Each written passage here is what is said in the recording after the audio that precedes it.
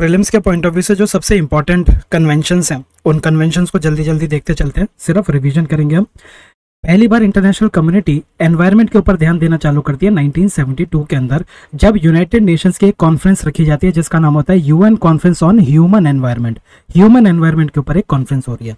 इस कॉन्फ्रेंस के अंदर भी बहुत ज्यादा रिजल्ट नहीं निकलते हैं, लेकिन एक बॉडी बनाई जाती है जिसका नाम होता है United Nations Environment Programme, UNEP. आप लोग कमेंट्स में बताइएगा कि यूएनईपी का हेडक्वार्टर कहाँ पे है, ठीक है।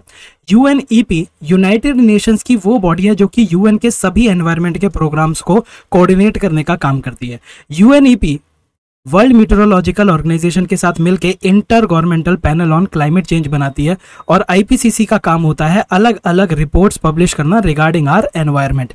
ये खुद से कोई रिसर्च नहीं करती है, ये दूसरों की रिसर्च को स्टडी करके एक रिपोर्ट तैयार कर देती है। अभी आईपीसीसी की असेसमेंट रिपोर्ट 6 जो है वो न्यूज के अंदर थी। यूएनईपी ने क्या किया, यूएनईपी ने एक कॉन्सेप्ट दिया। कॉन्सेप्ट था कि हमारे प्लेनेट के सामने अभी 3 चैलेंजेस हैं, या फिर आप कह सकते हैं 3 planetary challenges. 3 planetary challenges UNEP ने क्या क्या बताए हैं।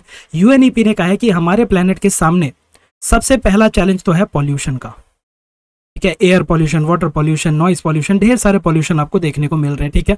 दूसरा चैलेंज है कि बायोडाइवर्सिटी का लॉस हो रहा है और हमें इस बायोडाइवर्सिटी को प्रोटेक्ट करना है, इसको और भी ज्यादा एनरिच करना है। और तीसरा चैलेंज है क्लाइमेट चेंज का। क्लाइमेट चेंज क्यों होता है, ग्रीन हाउस गैसेस की वजह से क्लाइमेट चेंज होता है, ठीक है। अब ये हमारे सामने 3 चैलेंजेस यूएनईपी ने दिए थे, 3 प्लैनेटरी चैलेंजेस कहा जाता है। फिर 1972 के अंदर ये हो गया। फिर 1985 के अंदर पहली बार ओजोन होल, जो हमारी ओजोन लेयर है, जो कि सन की, पिछली क्लास में बताया मैंने आपको, सन की जो यूवी रेस होती हैं, यूवी रेस से हमें प्रोटेक्ट करने का काम करती है ओजोन लेयर। ओजोन लेयर के अंदर होल 1985 के आसपास डिटेक्ट किया जाता है, और इस टाइम पर दुनिया की आंखें खुल जाती हैं कि अभी तक हर एक देश सिर्फ इकोनॉमिक डेवलपमेंट या फिर इकोनॉमिक ग्रोथ के पीछे भाग रहा था। अब हमें सिर्फ इकोनॉमिक ग्रोथ नहीं करनी है, हमें ऐसी ग्रोथ करनी है जिससे लोगों की डेवलपमेंट हो, प्लस ऐसी डेवलपमेंट हो which is sustainable in nature. यानी कि अब हम एनवायरनमेंट के ऊपर ध्यान देना चालू कर देंगे। और पहली बार सस्टेनेबल डेवलपमेंट की जो डेफिनेशन है, वो सस्टेनेबल डेवलपमेंट की डेफिनेशन दी जाती है ब्रुंटलैंड कमीशन के द्वारा। ब्रुंटलैंड कमीशन के द्वारा। कमेंट्स में बताइएगा कि ये जो ब्रुंटलैंड कमीशन है ये कौन से साल में आती है। पहली बार सस्टेनेबल डेवलपमेंट ब्रुंटलैंड कमीशन ही डिफाइन करती है। 1972 में आपकी UN conference on human environment हो गई। उसके ठीक 20 साल के बाद United Nations conference on environment and development, यानी कि एनवायरनमेंट और डेवलपमेंट दोनों को साथ लेके चलना है। तो अब कॉन्फ्रेंस हो रही है यूएनसीईडी, जिसको हम अर्थ समिट या फिर रियो समिट भी कहते हैं। इस अर्थ समिट के दौरान हमारी 3 बॉडीज निकलती हैं, 3 ऑर्गेनाइजेशंस निकलती हैं। पहली होती है आपकी एक ऐसी यूएन फ्रेमवर्क जो कि ग्रीन हाउस गैसेस को रिड्यूस करने का काम करता है, ठीक है। ये 3 चैलेंजेस है ना, तो ग्रीन हाउस गैसेस को रिड्यूस करने का काम करने के लिए United Nations framework Convention on Climate change, ये आपका एक कन्वेंशन निकल के आता है। दूसरा कन्वेंशन निकल के आता है जो बायोडाइवर्सिटी को प्रोटेक्ट करने की बात करेगा, जिसका नाम होता है United Nations Convention on biodiversity. और तीसरा आपका कन्वेंशन निकल के आता है, तीसरा जो इसमें रिजल्ट निकल के आता है वो है agenda 21। Agenda 21 talks about sustainable development. Agenda 21 आपके 1992 में होता है।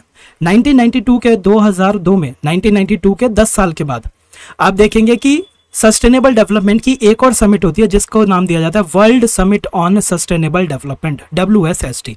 और इसके भी 10 साल के बाद 2012 में एक और सस्टेनेबल डेवलपमेंट की समिट होती है जिसका नाम होता है United Nations conference on sustainable development, UNCSD, ठीक है। तो ये आपको याद रखना है कि 2002 में world summit on sustainable development और 2012 में UN conference on sustainable development होती है।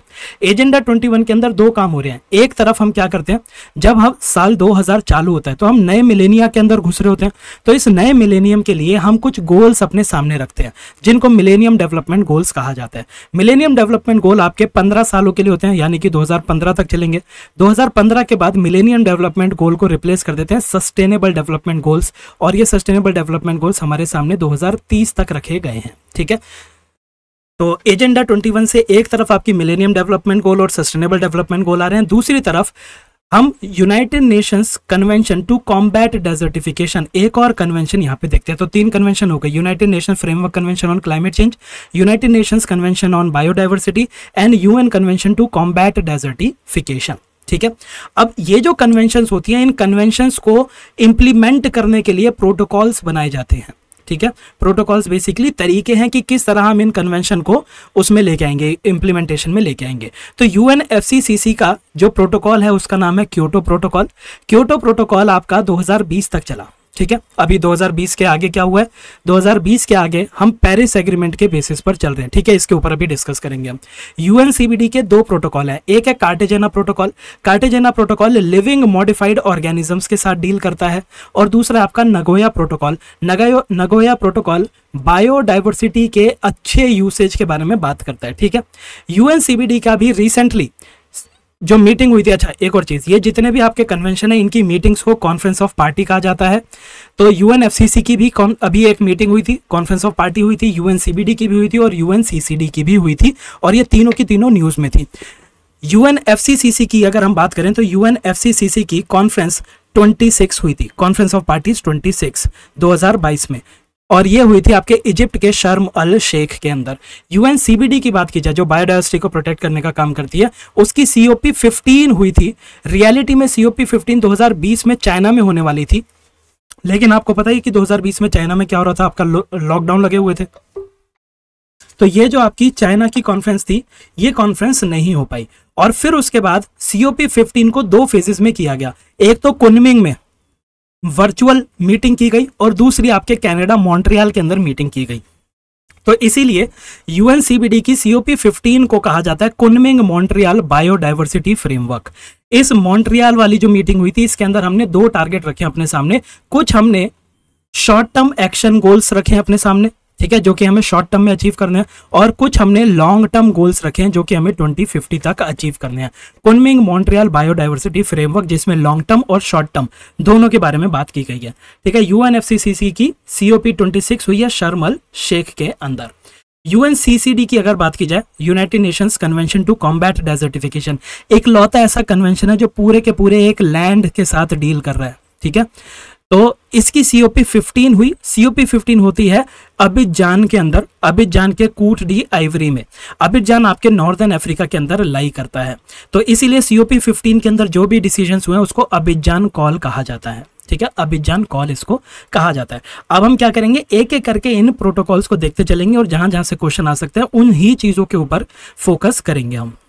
अब यूएनएफसीसी को हमें इंप्लीमेंट करना है, उसको इंप्लीमेंट करने के लिए जो प्रोटोकॉल आता है उसका नाम होता है क्योटो प्रोटोकॉल। क्योटो प्रोटोकॉल हमारे 1997 के अंदर साइन किया जाता है, ठीक है, लेकिन ये अभी इफेक्ट में नहीं आएगा, उसको अभी हम आगे देखते हैं। देखिए, क्योटो प्रोटोकॉल 1997 में आ रहा है, और ये अपने सामने टारगेट रखता है कि 2012 तक हमें ग्रीन हाउस गैसेस को रिड्यूस करना है 5.2% ऑफ 1990 लेवल। 1990 में जितनी भी ग्रीन हाउस गैसेस थी उसके मुकाबले 5.2% से हमें रिड्यूस करना है। ये हमें 2012 तक अचीव करना था। क्योटो प्रोटोकॉल के अंदर क्या किया गया, पूरी दुनिया के जितने भी देश थे उनको अलग अलग लिस्ट के अंदर डिवाइड कर दिया गया। एनेक्स 1 लिस्ट बनाई गई, 2 बनाई गई, एनेक्स बी बनाई गई, और नॉन एनेक्स कंट्रीज बनाई गई। एनेक्स 1 कंट्री के अंदर आपकी जो एनेक्स 1 लिस्ट थी उसके अंदर आपके डेवलप्ड कंट्रीज और इकोनॉमीज इन ट्रांजिशन थी। एनेक्स 2 के अंदर डेवलप्ड कंट्रीज थी, और वो कंट्रीज थी जिनके ऊपर हमने ये कंडीशन डाली थी कि ये जो कंट्रीज हैं, ये कंट्रीज फाइनेंस और टेक्नोलॉजी प्रोवाइड करेगा डेवलपिंग कंट्रीज को और इकोनॉमीज इन ट्रांजिशन को। क्यों?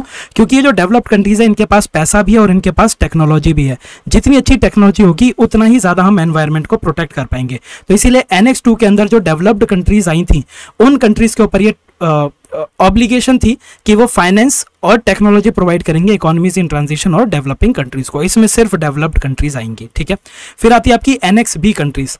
एनेक्स बी जो लिस्ट थी, इस लिस्ट के अंदर जितने भी देश थे उन देशों के ऊपर बाइंडिंग टारगेट रखे गए थे कि इस लिस्ट में जितने भी देश आते हैं उन देशों को ग्रीन हाउस गैस की एमिशन को रिड्यूस करना है। ज्यादातर जो आपको एनेक्स बी के अंदर देश देखने को मिलते हैं वो आपके डेवलप्ड कंट्रीज थी, ठीक है, वो डेवलप्ड कंट्रीज थी। नॉन एनेक्स कंट्रीज वो थी जिनके ऊपर कोई भी बाइंडिंग टारगेट नहीं था।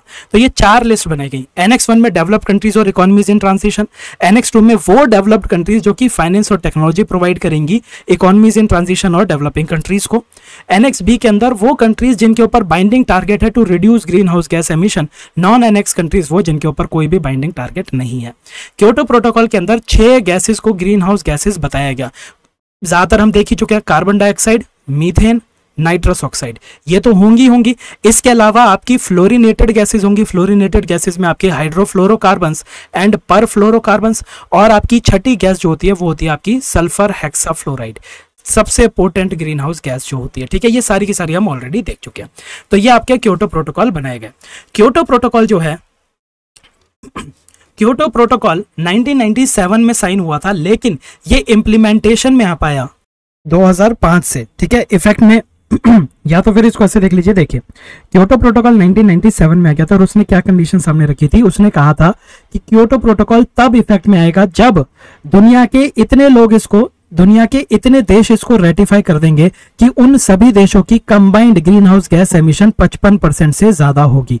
ठीक है, और 55% से ज्यादा ये वाली जो कंडीशन थी ये कब फुलफिल हुई, जब आपके 2005 में रशिया इसको रेटिफाई कर देता है। ठीक है, तो इसीलिए 2005 से इफेक्ट के अंदर आने लग जाता है।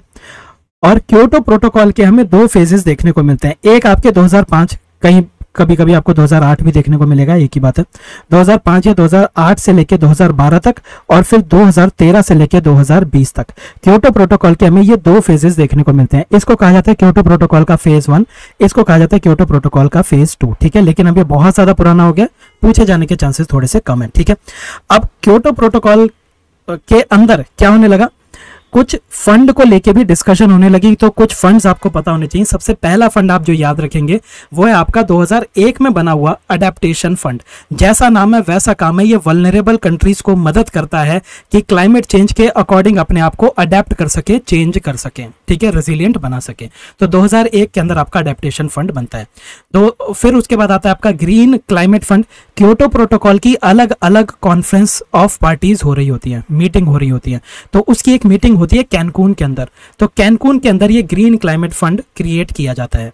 ठीक है, और जो सबसे पुराना एनवायरनमेंट से जुड़ा हुआ फंड है वो है आपका green environment facility, sorry global environment facility. इसको ग्रीन एनवायरनमेंट फंड भी कहते हैं। ग्लोबल एनवायरनमेंट फैसिलिटी जो है वो ओल्डेस्ट फंड है।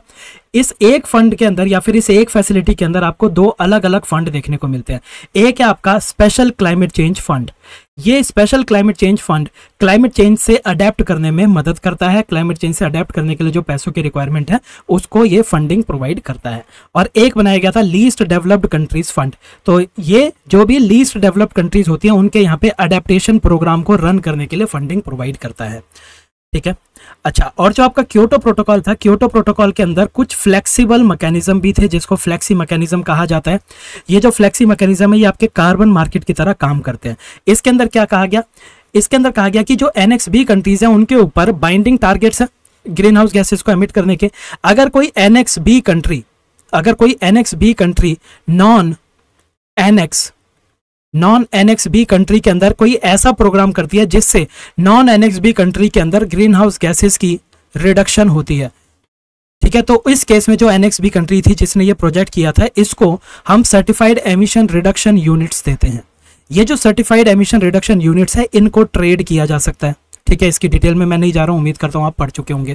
ठीक है, तो NXB कंट्री अगर नॉन NXB कंट्री के अंदर कोई प्रोजेक्ट करती है जिससे green house gas emission reduce हो रही है तो इसको कहा जाता है जॉइंट इंप्लीमेंटेशन।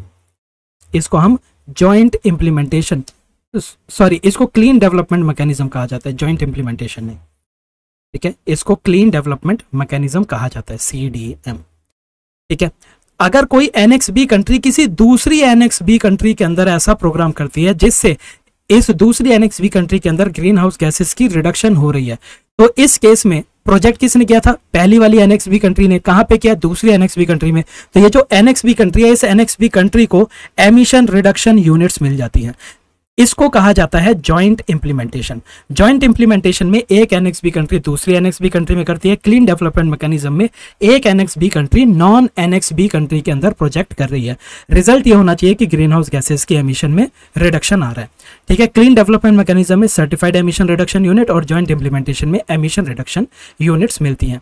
फिर इसके साथ साथ क्या होता है, असाइंड अमाउंट यूनिट्स। ये कॉन्सेप्ट भी आपके फ्लेक्सिबल मैकेनिज्म के अंदर ही आता है। इसमें क्या होगा, हर एक कंट्री को जिसके ऊपर भी ये बाइंडिंग टारगेट्स हैं उसको क्या कर दिया जाता है, उसको कुछ वो असाइन कर दी जाती है कि ये कितना CO2 एमिट कर सकते हैं। ठीक है, मान लीजिए किसी देश को असाइन किया गया कि वो देश एक साल के अंदर 100 यूनिट्स ऑफ CO2 को एमिट कर सकता है। ठीक है, मान लीजिए ये जो देश है ये एक साल के अंदर कितनी CO2 एमिट कर सकता था, 100 यूनिट्स, लेकिन इसने एमिट करी 92 यूनिट्स।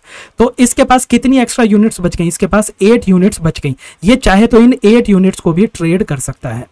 ठीक है, अब CO2 एमिट क्यों कर रहा है कोई भी देश? जब भी कोई देश डेवलपमेंट करता है, इकोनॉमिक ग्रोथ करता है, व्हीकल्स रन होते हैं, मशीन्स रन होती है, इलेक्ट्रिसिटी रन होती है, हर एक चीज के अंदर आपकी CO2 green house gases emit होती हैं। यानी कि इकोनॉमिक डेवलपमेंट या फिर इकोनॉमिक ग्रोथ जो है it is often accompanied by release of green house gases. ठीक है, तो जितनी ज्यादा CO2 कोई देश रिलीज कर रहा है इसका मतलब क्या है कि वो उतना ही ज्यादा इकोनॉमिक ग्रोथ कर रहा है। आज की डेट में तो यही माना जा रहा है। ठीक है, तो इसीलिए देशों के ऊपर ये लिमिट लगा दी गई कि हमने तुम्हें कुछ यूनिट्स असाइन कर दिए कि तुम सिर्फ इतना CO2 एमिट कर सकते हो। अगर उस यूनिट के अंडर उस यूनिट से कम आप यूटिलाइज करते हो तो इसका मतलब यह है कि आपने एनवायरनमेंट को प्रोटेक्ट करने के लिए काम किया, तो तुमने जितना कम यूनिट्स खर्च किए, जैसे इसके अंदर 8 यूनिट्स बच रही थी, इन 8 यूनिट्स को बेच के ये जो देश है ये कुछ और पैसे भी ले सकता है। इसको असाइंड अमाउंट यूनिट्स कहा जाता है। ठीक है, तो ये आपके 3 वो हुए थे, 3 फ्लेक्सिबल मैकेनिज्म क्योटो प्रोटोकॉल के अंदर प्रोवाइड किए गए थे। इन सभी यूनिट्स की आप ट्रेडिंग भी कर सकते हो। ठीक है, अब हम आ जाते हैं कुछ इंपॉर्टेंट कॉन्फ्रेंस ऑफ पार्टीज के ऊपर जो कि क्योटो प्रोटोकॉल से जुड़ी हुई हैं। ये सारी की सारी आपकी देखिए UNFCCC का क्योटो प्रोटोकॉल 1997 के अंदर साइन हुआ। रशिया ने इसको रेटिफाई कर दिया 2005 में। ठीक है, फिर उसके बाद जो फर्स्ट फेज चालू होता है क्योटो प्रोटोकॉल का वो 2008 से लेकर 2012 तक चलता है। 2012 में क्योटो प्रोटोकॉल खत्म होने वाला था। क्योटो प्रोटोकॉल को अब हम एक्सटेंड करना चाहते हैं फर्दर टिल 2020। तो इसीलिए 2012 के अंदर जो समिट होती है वो इंपॉर्टेंट हो जाती है। 2012 की समिट का नाम होता है दोहा समिट या फिर दोहा अमेंडमेंट। दोहा अमेंडमेंट क्योटो प्रोटोकॉल को 2020 तक के लिए एक्सटेंड कर देता है और ये कहा जाता है कि 2013 से लेके 2020 का जो टाइम पीरियड है ये क्योटो प्रोटोकॉल फेज 2 कहलाया जाएगा। तो क्योटो प्रोटोकॉल फेज 2 आपके दोहा अमेंडमेंट से आता है। क्योटो प्रोटोकॉल के अंदर हमने 6 गैसेस देखी जिनको ग्रीन हाउस गैसेस मान रहे हैं, जिनकी एमिशन को रिड्यूस करना है।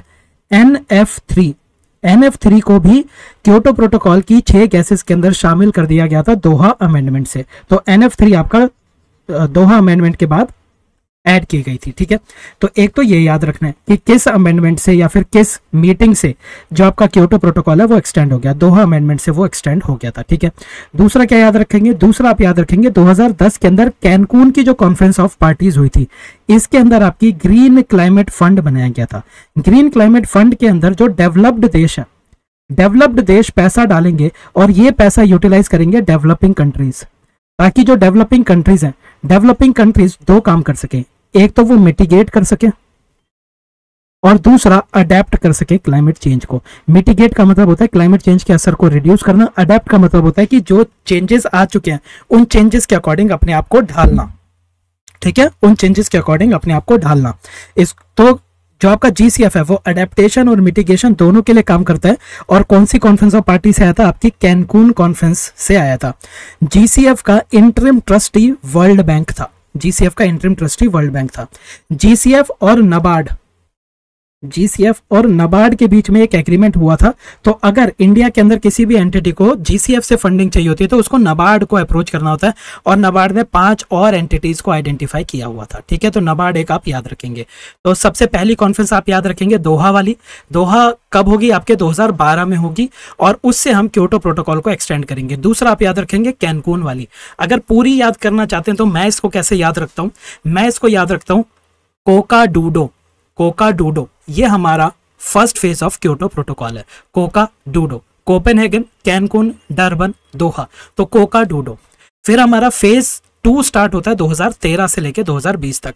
तो इसको मैंने याद किया कोका डूडो वाली। वा से वॉर्सो, ली से लीमा, वॉली। अब 13 और 14 को मैं एक साथ याद करता हूं। क्यों? क्योंकि 2015 के अंदर क्या होने लगा, हमें यह पता है कि Kyoto protocol will go until 2020। तो 2020 के बाद हमें क्या करना है? 2020 के बाद हमें जो करना है उसके बारे में एक पेरिस एग्रीमेंट साइन होता है 2015 के अंदर। पेरिस एग्रीमेंट 2015 में साइन होता है। तो क्या हो गया? कोका डूडो वाली। फिर उसके बाद आ जाता है पामा बोकामा। पा से है पेरिस, मा से है मर्राकेश, पामा बो कामा, बो से है बॉन, का से कैटोविच और मा से मैड्रिड। ठीक है, तो कोका डूडो वाली पामा बो कामा। ठीक है, पेरिस एग्रीमेंट के अंदर हम ये डिसाइड कर लेते हैं कि पोस्ट 2020 यानी कि जब क्योटो प्रोटोकॉल का सेकंड फेज खत्म हो जाएगा तो उसके बाद हम क्या करेंगे। तो पेरिस एग्रीमेंट अभी हमें डिटेल में देखना है। जब एक बारी 2015 में पेरिस एग्रीमेंट साइन हो जाता है तो पेरिस एग्रीमेंट को फॉर्मलाइज करने के लिए पेरिस एग्रीमेंट के अंदर क्या क्या चीजें होंगी, पेरिस एग्रीमेंट के क्या क्या रूल्स होंगे, इनके ऊपर सारी की सारी डिस्कशन स्टार्ट होती है। और वो डिस्कशन चलती है आपके पामा बो कामा में। पेरिस के बाद मर्राकेश, बॉन, कैटोविच और मैड्रिड। ठीक है, कैटोविच के अंदर जो आपकी रूल बुक है वो रूल बुक लगभग फाइनलाइज हो चुकी होती है। ठीक है, रूल बुक को फाइनलाइज करने की बात चल रही होती है। अभी जो सबसे रीसेंट हुई है वो आपकी शर्म एल शेख है, जिसको अभी हम डिटेल में देखेंगे। ग्लासगो भी हमें डिटेल में देखना है। ठीक है, तो कैनकून के अंदर आपका ग्रीन क्लाइमेट फंड बन गया, दोहा के अंदर क्योटो प्रोटोकॉल को एक्सटेंड कर दिया गया। पेरिस एग्रीमेंट के अंदर हम पोस्ट 2020 क्या करने वाले हैं वो चीज देखेंगे और इसके आगे की पूरी कहानी हम अलग से देखेंगे। और एक और फंड हमने देखा था अडेप्टेशन फंड, अगर आपको याद हो। अभी हमने क्या देखा, ग्रीन क्लाइमेट फंड वो बनता है हमारे कैनकून के अंदर। ये मिटिगेशन और अडेप्टेशन दोनों के लिए फंडिंग प्रोवाइड कर रहा है डेवलपिंग कंट्रीज को। अडेप्टेशन फंड जो है ये सिर्फ और सिर्फ अडेप्टेशन के लिए फंडिंग प्रोवाइड करता है। और अडेप्टेशन फंड के अंदर पैसा कहां से आता है, यहां से आपका सवाल बनता है। तो अडेप्टेशन फंड के अंदर जो आपका क्लीन डेवलपमेंट मैकेनिज्म के अंदर जो सर्टिफाइड एमिशन रिडक्शन यूनिट्स आती है, सर्टिफाइड एमिशन रिडक्शन यूनिट का 2% जो पैसा होता है वो पैसा अडेप्टेशन फंड में जाता है। यहां से आपका सवाल आता है कि क्लीन डेवलपमेंट मैकेनिज्म की जो सर्टिफाइड एमिशन रिडक्शन यूनिट्स हैं उसका 2% अडेप्टेशन फंड में जाएगा, प्लस में गवर्नमेंट और प्राइवेट पार्टीज भी इसको डोनेशंस दे सकती हैं। ठीक है, ये भी डोनर से भी पैसा लेता है। अडेप्टेशन फंड जो है वो CER का पैसा लेगा 2% और आपके डोनर का पैसा लेगा, और ये सिर्फ और सिर्फ अडेप्टेशन का काम करता है। ठीक है, तो कैनकून का देखा हमने, अडेप्टेशन फंड के बारे में देखा। वॉर्सो की अगर बात की जाए तो वॉर्सो के अंदर एक कॉन्सेप्ट के ऊपर डिस्कशन हुई थी जिसका नाम होता है लॉस एंड डैमेज। ठीक है, वॉर्सो के अंदर आपकी लॉस और डैमेज की बात की गई थी। लॉस एंड डैमेज का क्या मतलब होता है, देखो एक कॉन्सेप्ट है अडेप्टेशन। अडेप्टेशन का क्या मतलब है कि क्लाइमेट के अंदर कुछ चेंजेस आए, इन चेंजेस के अकॉर्डिंग देश जो है वो अपने आप को मॉडिफाई करने की कोशिश करेगा। देश अपने आप को चेंज करने की कोशिश करेगा ताकि ये जो क्लाइमेट चेंज आया है इस क्लाइमेट चेंज के इल इफेक्ट्स को रिड्यूस कर सके। दूसरा क्या होता है कि क्लाइमेट चेंज के जो इफेक्ट्स हैं उन इफेक्ट्स को रिड्यूस करना, यानी कि क्लाइमेट चेंज को मिटिगेट करना। अब हम क्लाइमेट चेंज को स्लो डाउन भी करना चाहते हैं और उसके अकॉर्डिंग अपने आप को चेंज भी करना चाहते हैं, लेकिन उसके बावजूद भी जो क्लाइमेट चेंज हो रहा है इस क्लाइमेट चेंज से देशों को कुछ ना कुछ लॉस हो रहा होगा। कैसा लॉस हो रहा होगा, कुछ लोगों की नौकरियां जा रही होंगी, लिवलीहुड का लॉस हो रहा होगा। लिवलीहुड के लॉस के अलावा कुछ दूसरे लॉसेस भी होते हैं, डैमेजेस भी हो जाते हैं। अर्थक्वेक आ रहा है या फिर सूखा पड़ रहा है, कहीं पे बाढ़ ज्यादा आ रही है, तो इस तरह के डैमेज आ रहे हैं। अगर देखा जाए तो दुनिया के अंदर सबसे ज्यादा क्लाइमेट चेंज के अंदर अगर किसी का कंट्रीब्यूशन है तो वो डेवलप्ड देशों का है, इंडस्ट्रियलाइज्ड देशों का है। क्यों? क्योंकि इंडस्ट्रियल रेवोल्यूशन के टाइम पर कोई एनवायरनमेंट के ऊपर ध्यान नहीं देता था, सिर्फ अपनी फैक्ट्री के अंदर इकोनॉमिक ग्रोथ को इंक्रीज करने के ऊपर लगे रहते थे। तो इन्होंने बिना क्लाइमेट को ध्यान रखते हुए इतनी ज्यादा जो है पॉल्यूशन किया, इतना ज्यादा ग्रीन हाउस गैसेस की एमिशन की कि पूरी दुनिया आज क्लाइमेट चेंज फेस कर रही है। अब बेनिफिट किसने उठाया इंडस्ट्रियल रेवोल्यूशन का? इंडस्ट्रियल रेवोल्यूशन का बेनिफिट उठा के ये देश डेवलप्ड देश बन गए। इन देशों की जो स्टैंडर्ड ऑफ लाइफ है वो स्टैंडर्ड ऑफ लाइफ इंप्रूव हो गया, लेकिन नुकसान पूरी दुनिया को झेलना पड़ा है। तो ऐसे बहुत सारे देश हैं जो कि इतने केपेबल नहीं होते कि ये जो लॉस और डैमेज हुआ है इस डैमेज को वो कॉम्पनसेट कर सकें। तो वॉर्सो के अंदर एक मैकेनिज्म निकाला गया लॉस एंड डैमेज का, जिसके अंदर बात की गई कि जो नॉट सो डेवलप्ड कंट्रीज हैं उन डेवलप्ड कंट्रीज के अंदर जो भी लॉस और डैमेज हुआ है उसकी कॉम्पनसेशन होनी चाहिए। वॉर्सो के अंदर लॉस एंड डैमेज के ऊपर डिस्कशन चालू हुई, लेकिन कोई फंडिंग मैकेनिज्म नहीं बनाया गया। अब ये इंपॉर्टेंट क्यों हो चुका है? क्योंकि 2013 के वॉर्सो में जो बात हुई थी उसी को आगे लेके गए हैं हम 2021 में ग्लासगो समिट के दौरान। ग्लासगो समिट के अंदर एक 3 साल की टास्क फोर्स बनी है और इस टास्क फोर्स का यह मकसद है कि यह देखेगी कि किस तरह से लॉस एंड डैमेज की कॉम्पनसेशन की जा सके दुनिया के देशों को। ठीक है, तो वॉर्सो के अंदर ये जो लॉस एंड डैमेज है इसके बारे में बातचीत चालू होती है, जिसकी अब ग्लासगो के अंदर दोबारा से रिवाइवल होता हुआ दिखाई देता है हमें। और उसके बाद ये डिस्कशन आगे गई है जिसमें COP 26 के टाइम पर एक फंड बनाया गया, ठीक है। ग्लासगो के अंदर तो ये कहा गया था कि 3 साल की टास्क फोर्स बनाई जाएगी। उसी के अगले साल COP 26 शर्म अल शेख के अंदर एक लॉस एंड डैमेज फंड बनाया गया है। लॉस एंड डैमेज फंड बनाया गया है। अब जो हमारे अगले साल COP होने वाली है, उस COP के अंदर ये डिस्कस किया जाएगा कि ये जो लॉस एंड डैमेज फंड बनाया गया है, इस फंड को किस तरह से मैनेज किया जाएगा, ठीक है। इसको अब मैनेज करने की बात की जाएगी। अच्छा, ये COP 27 है, यहाँ पे 26 लिखा हुआ है, इसको करेक्ट कर लीजिएगा प्लीज, ठीक है। COP 26 ग्लासगो में थी, COP 27 आपके शर्म अल शेख में है। COP 28 कहाँ पे है, ये आप मेरे को कमेंट्स में बताएंगे, ठीक है। और COP 28 के अंदर डिस्कस किया जाएगा कि लॉस एंड डैमेज फंड को किस तरह से ऑपरेशनलाइज किया जाएगा, ठीक है। अब और चीजें देखते हैं कि और कहाँ से आपके क्वेश्चन आ सकते हैं, ठीक है। अडेप्टेशन फंड का मैं आपको बता चुका हूँ कि कहाँ कहाँ से पैसे आएगा। 2% शेयर जो है वो सर्टिफाइड एमिशन रिडक्शन यूनिट से आने वाला है, ठीक है। दोहा अमेंडमेंट से हमने फेज 2 को ऑपरेशनलाइज करने की बात कही। वॉर्सो के अंदर हमने लॉस एंड डैमेज का कॉन्सेप्ट इंट्रोड्यूस किया, जिसमें जो स्मॉल आइलैंड डेवलपिंग स्टेट्स हैं उनको फंडिंग प्रोवाइड की जाएगी। और इसका जो फंड है अब COP 27 के अंदर क्रिएट कर दिया गया, मैनेजमेंट COP 28 में देखा जाएगा, ठीक है। ये लिखा हुआ फंड फॉर्म्ड अंडर COP 27, ठीक है। रेड प्लस की अभी हम आगे बात करेंगे, ठीक है। अब सीधा पेरिस एग्रीमेंट के ऊपर आते हैं, ठीक है। 2015 की पेरिस कॉन्फ्रेंस देखने से पहले कॉन्सेप्ट देखते हैं। देखिए, एक कॉन्सेप्ट होता है पॉल्यूटर पेज प्रिंसिपल। क्या मतलब होता है पॉल्यूटर पेज प्रिंसिपल का? इसका मतलब यह है कि जो भी इंसान पॉल्यूशन करेगा, उसी इंसान को उस पॉल्यूशन को रिड्यूस करने के लिए कॉम्पनसेशन देना पड़ेगा। यानी कि जो पॉल्यूशन कर रहा है वही इंसान पैसा भी दे, ठीक है। यानी कि पॉल्यूटर पेज प्रिंसिपल। अब पॉल्यूटर पेज प्रिंसिपल के ऊपर एक कॉन्सेप्ट आता है कार्बन टैक्स का। कार्बन टैक्स का क्या मतलब है? मान लीजिए कोई मैन्युफैक्चरिंग यूनिट है, ये मैन्युफैक्चरिंग यूनिट कोई भी पेन बनाती है, मान लो पेन बनाने के लिए ये क्या करती है, ये एनवायरनमेंट के अंदर ग्रीन हाउस गैसेस को रिलीज कर रही होगी, कुछ पॉल्यूशन कर रही होगी। तो ये जो मैन्युफैक्चरिंग यूनिट है, ये जो पॉल्यूशन कर रही है, ग्रीन हाउस गैसेस रिलीज कर रही है, क्योंकि ये एनवायरनमेंट को हार्म कर रही है, इसीलिए इस मैन्युफैक्चरिंग यूनिट के ऊपर एक अलग से टैक्स लगाया जा सकता है, जिसका नाम होगा कार्बन टैक्स। इंडिया में ऐसा कोई कार्बन टैक्स आपको देखने को नहीं मिलता सेंट्रल लेवल पे, गोवा वगैरह में स्टेट लेवल पे ऐसे कार्बन टैक्स हैं, ठीक है। तो ये जो मैन्युफैक्चरिंग यूनिट है, इसके ऊपर एक कार्बन टैक्स लगाया जा सकता है, ताकि ये जो एनवायरनमेंट को हार्म कर रहा है उस हार्म की भी भरपाई ये इंसान करे। यानी कि पॉल्यूशन ये कर रहा है तो यही उस हार्म की भरपाई करने का पैसा भी देगा। इसको कहा जाता है कार्बन टैक्स। अब यूरोपियन यूनियन के अंदर क्या होता है, जो यूरोपियन देश हैं उनके अंदर क्या होता है, जो हमारे मैन्युफैक्चरर्स होते हैं उन मैन्युफैक्चरर्स के ऊपर अलग से कार्बन टैक्स लगा होता है, ठीक है। तो मान लीजिए एक मैन्युफैक्चरर है, वो यूरोप के अंदर अपनी मैन्युफैक्चरिंग एक्टिविटी करता था। एक पेन बनाने के लिए उसको 10 रुपए का खर्चा आता था। वो इस पेन को 10 रुपए का बना के 12 रुपए का मार्केट में बेचता था, 2 रुपए प्रॉफिट रखता था। अब इस मैन्युफैक्चरिंग यूनिट के ऊपर एक कार्बन टैक्स भी लगा दिया गया और ये टैक्स है 3 रुपए का, ठीक है। तो अब इसका पेन कितने का पड़ेगा? 10 रुपए का पेन पड़ा, प्लस में 3 रुपए टैक्स के भरे, इसने 13 रुपए का इसका पेन हो गया। तो ये मार्केट में पेन कितने का बेचेगा? 15 रुपए का बेचेगा, ताकि ये 2 रुपए प्रॉफिट कमा सके, ठीक है। अब इस मैन्युफैक्चरर ने क्या देखा, इसने कहा कि यूरोप के अंदर अगर मैं मैन्युफैक्चरिंग कर रहा हूं, तो मेरे को 3 रुपए एक्स्ट्रा पे करने पड़ रहे हैं। तो इससे अच्छा मैं इंडिया चला जाता हूँ। इंडिया में कोई भी कार्बन टैक्स नहीं है।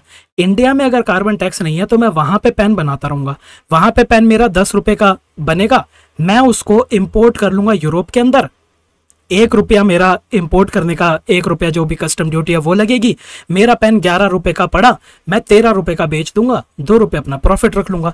तो इस मैन्युफैक्चरर ने क्या किया, इसने कार्बन टैक्स को अवॉइड करने के लिए इंडिया में अपनी मैन्युफैक्चरिंग एक्टिविटी को आउटसोर्स कर दिया, ठीक है। इंडिया के अंदर आउटसोर्स कर दिया। अब ये जो आउटसोर्सिंग है, देखो यूरोप के अंदर कुछ मैन्युफैक्चरर्स होंगे जो यूरोप में ही मैन्युफैक्चर कर रहे हैं।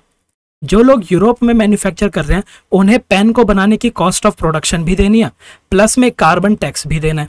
उनका पेन कॉस्टली हो जाएगा। और कुछ मैन्युफैक्चरर्स हैं जो कि इंडिया में आउटसोर्स कर देंगे अपनी मैन्युफैक्चरिंग को, उन्हें सिर्फ कॉस्ट ऑफ प्रोडक्शन देनी है, प्लस में थोड़ी बहुत कस्टम ड्यूटी देनी है, उनका पेन जो है वो चीप बन जाएगा। तो ऐसे में जो मैन्युफैक्चरर यूरोप के अंदर बना रहे हैं उसको कहीं ना कहीं पे नुकसान होने लग जाएगा। तो इसीलिए अब यूरोपियन यूनियन क्या लेके आया, यूरोपियन यूनियन एक कॉन्सेप्ट लेके आया है कार्बन बॉर्डर टैक्स का, कार्बन बॉर्डर टैक्स। तो ये क्या करता है कि अगर कोई मैन्युफैक्चरर यूरोप से इंडिया में या फिर किसी ऐसे देश में अपनी मैन्युफैक्चरिंग यूनिट को आउटसोर्स कर रहा है जहां पे कार्बन टैक्स नहीं है, तो ऐसा मैन्युफैक्चरर का प्रोडक्ट जब दोबारा से यूरोप के अंदर आएगा तो इसके ऊपर एक अलग से टैक्स लगेगा जिसको कहा जाएगा कार्बन बॉर्डर टैक्स। तो इसका जो पेन पहले सस्ता पड़ रहा था वो पेन दोबारा से कॉस्टली होने लग जाएगा। तो ये जो कॉन्सेप्ट होता है इसको कार्बन बॉर्डर टैक्स के नाम से हम जानते हैं। इससे आपका सवाल आ सकता है कि कार्बन बॉर्डर टैक्स आपको कहाँ पे देखने को मिलता है। ये आपके यूरोपियन यूनियन के उन मैन्युफैक्चरर के ऊपर लगता है जो अपनी मैन्युफैक्चरिंग एक्टिविटी को ऐसे देशों में आउटसोर्स कर रहे हैं जहां पे कोई भी कार्बन टैक्स नहीं है। ठीक है, यूरोपियन यूनियन से जुड़ा हुआ कॉन्सेप्ट है आपका कार्बन बॉर्डर टैक्स का। ठीक है, तो एक तो ये पॉल्यूटर पेज प्रिंसिपल हो गया। एक और प्रिंसिपल जो हमें देखना है वो होता है आपका कॉमन बट डिफरेंशिएटेड रिस्पॉन्सिबिलिटीज। ठीक है, सीबीडीआर के नाम से इसको जाना जाता है। सीबीडीआर का क्या मतलब है? सीबीडीआर का मोटा मोटा मतलब यह है कि सबसे ज्यादा जो पॉल्यूशन का बेनिफिट किसी ने उठाया है तो वो है डेवलप्ड देश। कॉमन बट डिफरेंशिएटेड रिस्पॉन्सिबिलिटी, सबसे ज्यादा फायदा किसने उठाया? सबसे ज्यादा फायदा उठाया डेवलप्ड देशों ने, क्योंकि वो जल्दी से इंडस्ट्रियलाइज हुए और इंडस्ट्रियलाइज होकर उन्होंने क्या कर लिया? डेवलपमेंट अचीव कर ली, स्टैंडर्ड ऑफ लिविंग इंक्रीज कर लिया। तो आज की डेट में ज्यादा रिस्पॉन्सिबिलिटी किसकी होनी चाहिए? ज्यादा रिस्पॉन्सिबिलिटी डेवलप्ड देशों की होनी चाहिए क्लाइमेट चेंज को कंट्रोल करने की। और क्योटो प्रोटोकॉल के अंदर भी जो बाइंडिंग टारगेट दिए गए थे एनेक्स बी के देशों के ऊपर, ज्यादातर एनेक्स बी के अंदर वो देश थे जो कि डेवलप्ड कंट्रीज थी। ठीक है, डेवलप्ड कंट्रियों के ऊपर लगाया गया था ये। ठीक है, कॉमन बट डिफरेंशिएटेड रिस्पॉन्सिबिलिटी, यानी कि हमारे जो चैलेंजेस हैं वो कॉमन है लेकिन जो हमारी जिम्मेदारियां हैं वो डिफरेंशिएटेड हैं। डेवलप्ड देशों को ज्यादा काम करना पड़ेगा क्लाइमेट चेंज को कर्व करने के लिए, क्योंकि उन्होंने सबसे ज्यादा बेनिफिट लिया है। इसी के साथ एक और कॉन्सेप्ट जुड़ जाता है सीबीडीआर आरसी। आरसी है रिस्पेक्टिव कैपेबिलिटीज, यानी कि जिस देश की जितनी कैपेबिलिटी है वो उस हिसाब से एनवायरनमेंट को कंट्रोल करने की या फिर एनवायरनमेंट के अंदर क्लाइमेट चेंज को कंट्रोल करने की कोशिश करेगा। तो ये आपका सीबीडीआर प्रिंसिपल होता है। ठीक है, सीबीडीआर प्रिंसिपल, तो इसीलिए बाइंडिंग टारगेट भी उसको दिए गए थे। चलिए अब हम पेरिस कॉन्फ्रेंस के ऊपर आ जाते हैं। पेरिस कॉन्फ्रेंस में क्या हुआ? क्योटो प्रोटोकॉल के अंदर बाइंडिंग टारगेट्स बना दिए गए और ये बाइंडिंग टारगेट्स किसके ऊपर लगा दिए गए? ये बाइंडिंग टारगेट्स लगा दिए गए एनेक्स बी देशों के ऊपर। ठीक है, जिसकी वजह से ढेर सारे एनेक्स बी देश जो हैं वो खफा हो गए, जैसे कि यूएस, कनाडा, ये खफा हो गए। ये क्या कहने लगे? वो कहने लगे कि आज की डेट में चाइना सबसे बड़ा पॉल्यूटर हो चुका है, इंडिया तीसरे नंबर पे सबसे बड़ा पॉल्यूटर हो चुका है। ठीक है, यूरोपियन यूनियन को कंसीडर करेंगे तो चौथे नंबर का सबसे बिगेस्ट पॉल्यूटर है, लेकिन इनके ऊपर क्योटो प्रोटोकॉल में कोई बाइंडिंग टारगेट नहीं है। क्यों? क्योंकि ये आपके नॉन एनेक्स 1 कंट्रीज के अंदर आते थे। अब इनके ऊपर कोई भी बाइंडिंग टारगेट नहीं है, इसको लेके यूएस ने कहा कि ये चीज तो हमें सही नहीं लग रही, इनके ऊपर भी कुछ ना कुछ बाइंडिंग टारगेट होने चाहिए। डेवलप्ड देशों ने कहा सीबीडीआर, इस सबसे ज्यादा बेनिफिट उठाया डेवलप्ड देशों ने। अब जब क्लाइमेट चेंज को कंट्रोल करने की बात आ रही है तो डेवलप्ड कंट्रीज पीछे हट रही हैं, तो इसीलिए कॉन्सेप्ट लेके आए आईएनडीसीज का। आईएनडीसीज की फुल फॉर्म क्या है? Intentionally nationally determined contributions. Intentionally नहीं, इंटेंडेड। ठीक है, इंटेंशनल का अलग मतलब होता है, इंटेंडेड का अलग मतलब है। ठीक है, तो इसको करेक्ट कर लीजिए please. Intended nationally determined contribution. Intended का मतलब क्या है? पेरिस कॉन्फ्रेंस में कहा गया कि हर एक देश जो है वो अपने खुद के कंट्रीब्यूशन बताएगा कि हर एक देश किस तरह से क्लाइमेट चेंज को रिड्यूस करने में कंट्रीब्यूट करेगा। कितना कंट्रीब्यूट करेगा वो चीज नेशनली डिटरमाइन की जाएगी, यानी कि देश खुद ही उसको डिटरमाइन करेगा, यानी किसी देश के ऊपर से नहीं थोपा जाएगा। क्योटो प्रोटोकॉल में ऊपर से थोपे गए थे टारगेट एनेक्स बी देशों में। पेरिस में क्या कहा? आप नेशनली डिटरमाइन करो कि आप क्या कंट्रीब्यूट करना चाहते हो। ठीक है, ये जो आप बताओगे ये सिर्फ इंटेंडेड होगा कि आप फ्यूचर में क्या करना चाहते हो, इंटेंडेड, इसीलिए आईएनडीसीज कहा गया। तो पेरिस एग्रीमेंट के अंदर हर देश ने, लगभग हर देश ने अपने एनडीसीज को सबमिट कर दिया, अपने नेशनली डिटरमाइंड कॉन्ट्रीब्यूशंस को सबमिट कर दिया। ठीक है, अब जब पेरिस एग्रीमेंट साइन हुआ तो उसके अंदर इंडिया भी इसका हिस्सा बनेगा। इंडिया ने कहा कि हम ये काम करेंगे अगर डेवलप्ड देश, अगर जो डेवलप्ड कंट्रीज हैं वो डेवलप्ड कंट्रीज टेक्निकल और फाइनेंशियल सपोर्ट प्रोवाइड करेंगे। ठीक है, तो इंडिया की जो ज्यादातर चीजें होती हैं वो इसी बात पे कंडीशनल होती हैं कि डेवलप्ड कंट्रीज फाइनेंस और टेक्निकल सपोर्ट प्रोवाइड कर रहे हैं या नहीं कर रहे। पेरिस एग्रीमेंट के अंदर क्या कहा गया? ये कहा गया कि हम लिमिट करना चाहते हैं कि जो टेम्परेचर राइज है, देखिए प्री इंडस्ट्रियल लेवल से टेम्परेचर के अंदर इंक्रीज होता हुआ दिखाई दे रहा है। हम चाहते हैं कि ये जो इंक्रीज है ये 1.5 डिग्री सेल्सियस पर रुक जाए। 1.5 डिग्री सेल्सियस अगर हम नहीं रोक पा रहे तो कम से कम 2 डिग्री सेल्सियस से ज्यादा टेम्परेचर राइज नहीं होने दें, क्योंकि अगर टेम्परेचर राइज इससे ज्यादा हो गया तो फिर क्या होने लगेगा? आपको बहुत ही कैटास्ट्रोफिक इफेक्ट्स देखने को मिलेंगे। टिपिंग पॉइंट्स में आपको ऑलरेडी बता चुका हूं। ठीक है, ऑलरेडी हम कितना टेम्परेचर इंक्रीज कर चुके हैं, प्री इंडस्ट्रियल लेवल के मुकाबले हम 1.1 डिग्री सेल्सियस ऑलरेडी इंक्रीज कर चुके हैं। ठीक है, तो पेरिस कॉन्फ्रेंस ने कहा कि हम ग्लोबल वार्मिंग को लिमिट करना चाहते हैं वेल बिलो 2 डिग्री सेल्सियस, और कोशिश की जाएगी 1.5 डिग्री सेल्सियस से ज्यादा इंक्रीज ना हो। पेरिस कॉन्फ्रेंस ने यह कहा कि 21st सेंचुरी के सेकेंड हाफ से पहले हमें नेट जीरो अचीव करना है। ठीक है, पेरिस कॉन्फ्रेंस कहता था कि 2050 तक जो कंट्रीज है वो कंट्रीज क्या कर लें, वो नेट जीरो एमिशन अचीव कर लें। इंडिया ने क्या टारगेट रखा है 2070, यूएस का टारगेट कितना है 2050, चाइना का टारगेट कितना है 2060। ठीक है, और डेवलप्ड कंट्रीज जो हैं वो $100 बिलियन 2020 तक मोबिलाइज करेंगी, और फिर 2020 के बाद हर साल 2025 तक $100 बिलियन जो है मोबिलाइज करती रहेंगी। यहीं पे ही आपका जो पेरिस एग्रीमेंट है यहाँ पे क्लाइमेट न्यूट्रल नाउ बनाया गया। ठीक है, ये सारे के सारे आपके पेरिस कॉन्फ्रेंस के अंदर टारगेट्स रखे गए थे। अब इन टारगेट्स को इंप्लीमेंट करने के लिए क्या होगा, इन टारगेट्स को इंप्लीमेंट करने के लिए रूल बुक बनेगी। ठीक है, रूल बुक के ऊपर डिस्कशंस चालू होंगी। तो अगर हम यहाँ पे आ जाएं 2015 में पामा बोकामा बताया था मैंने आपको, पेरिस, मर्राकेश, बॉन, कैटोविच, मैड्रिड। पेरिस में हमने एग्रीमेंट कर लिया, उसके बाद अब ये रूल बुक की बात होती रहेगी। कैटोविच के अंदर रूल बुक के ऊपर कुछ काम होगा, ठीक है, फिर ग्लासगो के अंदर होगा। तो इस तरह से ये रूल बुक के ऊपर काम होता रहेगा अब। ठीक है, तो जो इंपॉर्टेंट चीजें सिर्फ वही देखेंगे इस टाइम पर हम। हाँ, मर्राकेश में आपको क्या याद रखना है, 2016 में पामा बोकामा की बात हो रही है ना, तो मर्राकेश की अगर बात करें तो मर्राकेश को एग्रीकल्चर सीओपी भी कहा जाता है। क्यों? क्योंकि इसके अंदर अफ्रीकन एग्रीकल्चर की एडेप्टेशन को लेकर कुछ बात कही गई थी।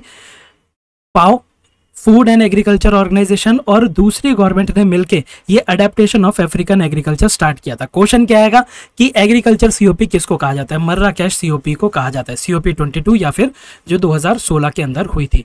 बॉन के अंदर कुछ खास नहीं हो पाया, तो बॉन को आप इग्नोर कर सकते हैं। ठीक है, बॉन के बाद आती है आपकी कैटोविच। कैटोविच के अंदर आपकी रूल बुक के ऊपर काफी ज्यादा काम होगा। यहाँ पे ये बताया जाएगा कि किस तरह से जो कंट्रीज हैं वो कंट्रीज अपने मतलब हर कंट्री ने अपने नेशनली डिटरमाइंड कंट्रीब्यूशन सबमिट किए, इनकी क्या प्रोग्रेस है, उस प्रोग्रेस को कैसे ट्रैक किया जाएगा, और फिर उस प्रोग्रेस को किस तरह से ये रिपोर्ट करेंगे यूएनएफसीसीसी के सामने। इन सब चीज़ों के बारे में बात की गई, और ये इसी को कहा गया आपका कैटोविच पैकेज। ठीक है, कैटोविच पैकेज के अंदर आपकी ग्लोबल स्टॉक टेकिंग की भी बात कही गई थी। ग्लोबल स्टॉक टेकिंग का क्या मतलब है, हर देश ने अपने एनडीसी सबमिट किए हुए हैं। अब इन एनडीसीज की वजह से क्लाइमेट चेंज के ऊपर क्या इंपैक्ट हुआ है, इसका हमें स्टॉक टेक करना है। ठीक है, जो पेरिस एग्रीमेंट के अंदर सबसे पहली बार हम स्टॉक टेकिंग करेंगे वो होगी 2023 के बाद, और फिर इसके बाद every 5 years global stock taking की जाएगी। ये आपके कैटोविच पैकेज के अंदर ग्लोबल स्टॉक टेकिंग की बात थी। ग्लोबल स्टॉक टेकिंग क्या हो गया, ये हो गया आपका periodic review of impact of climate change actions. Climate change actions का जो इंपैक्ट है उसका पीरियोडिक स्टॉक लेना। ठीक है, सबसे पहली बार 2023 में, और फिर उसके बाद हर 5-5 सालों के बाद ये होती रहेगी। फाइनेंस से जुड़े हुए जो टारगेट्स हैं उन टारगेट्स को भी 2025 के बाद रिव्यू किया जाएगा। ये सब कुछ आपके कैटोविच पैकेज के अंदर हो रहा था। ठीक है, फिर कैटोविच पैकेज के बाद आता है आपका मैड्रिड। मैड्रिड के अंदर बहुत ज्यादा चीजें नहीं हो पाई। इसके अंदर जो आप एक चीज याद रखेंगे वो है आपका सेंटियागो नेटवर्क। इसके अंदर जो भी वल्नरेबल देश हैं उन वल्नरेबल देशों को ऐसी ऑर्गेनाइजेशन के साथ जोड़ा जाएगा जो ऑर्गेनाइजेशन उन वल्नरेबल देशों को टेक्निकल सपोर्ट प्रोवाइड कर सके, ताकि वो अपने आप को अडेप्ट कर सके, मिटिगेट कर सके।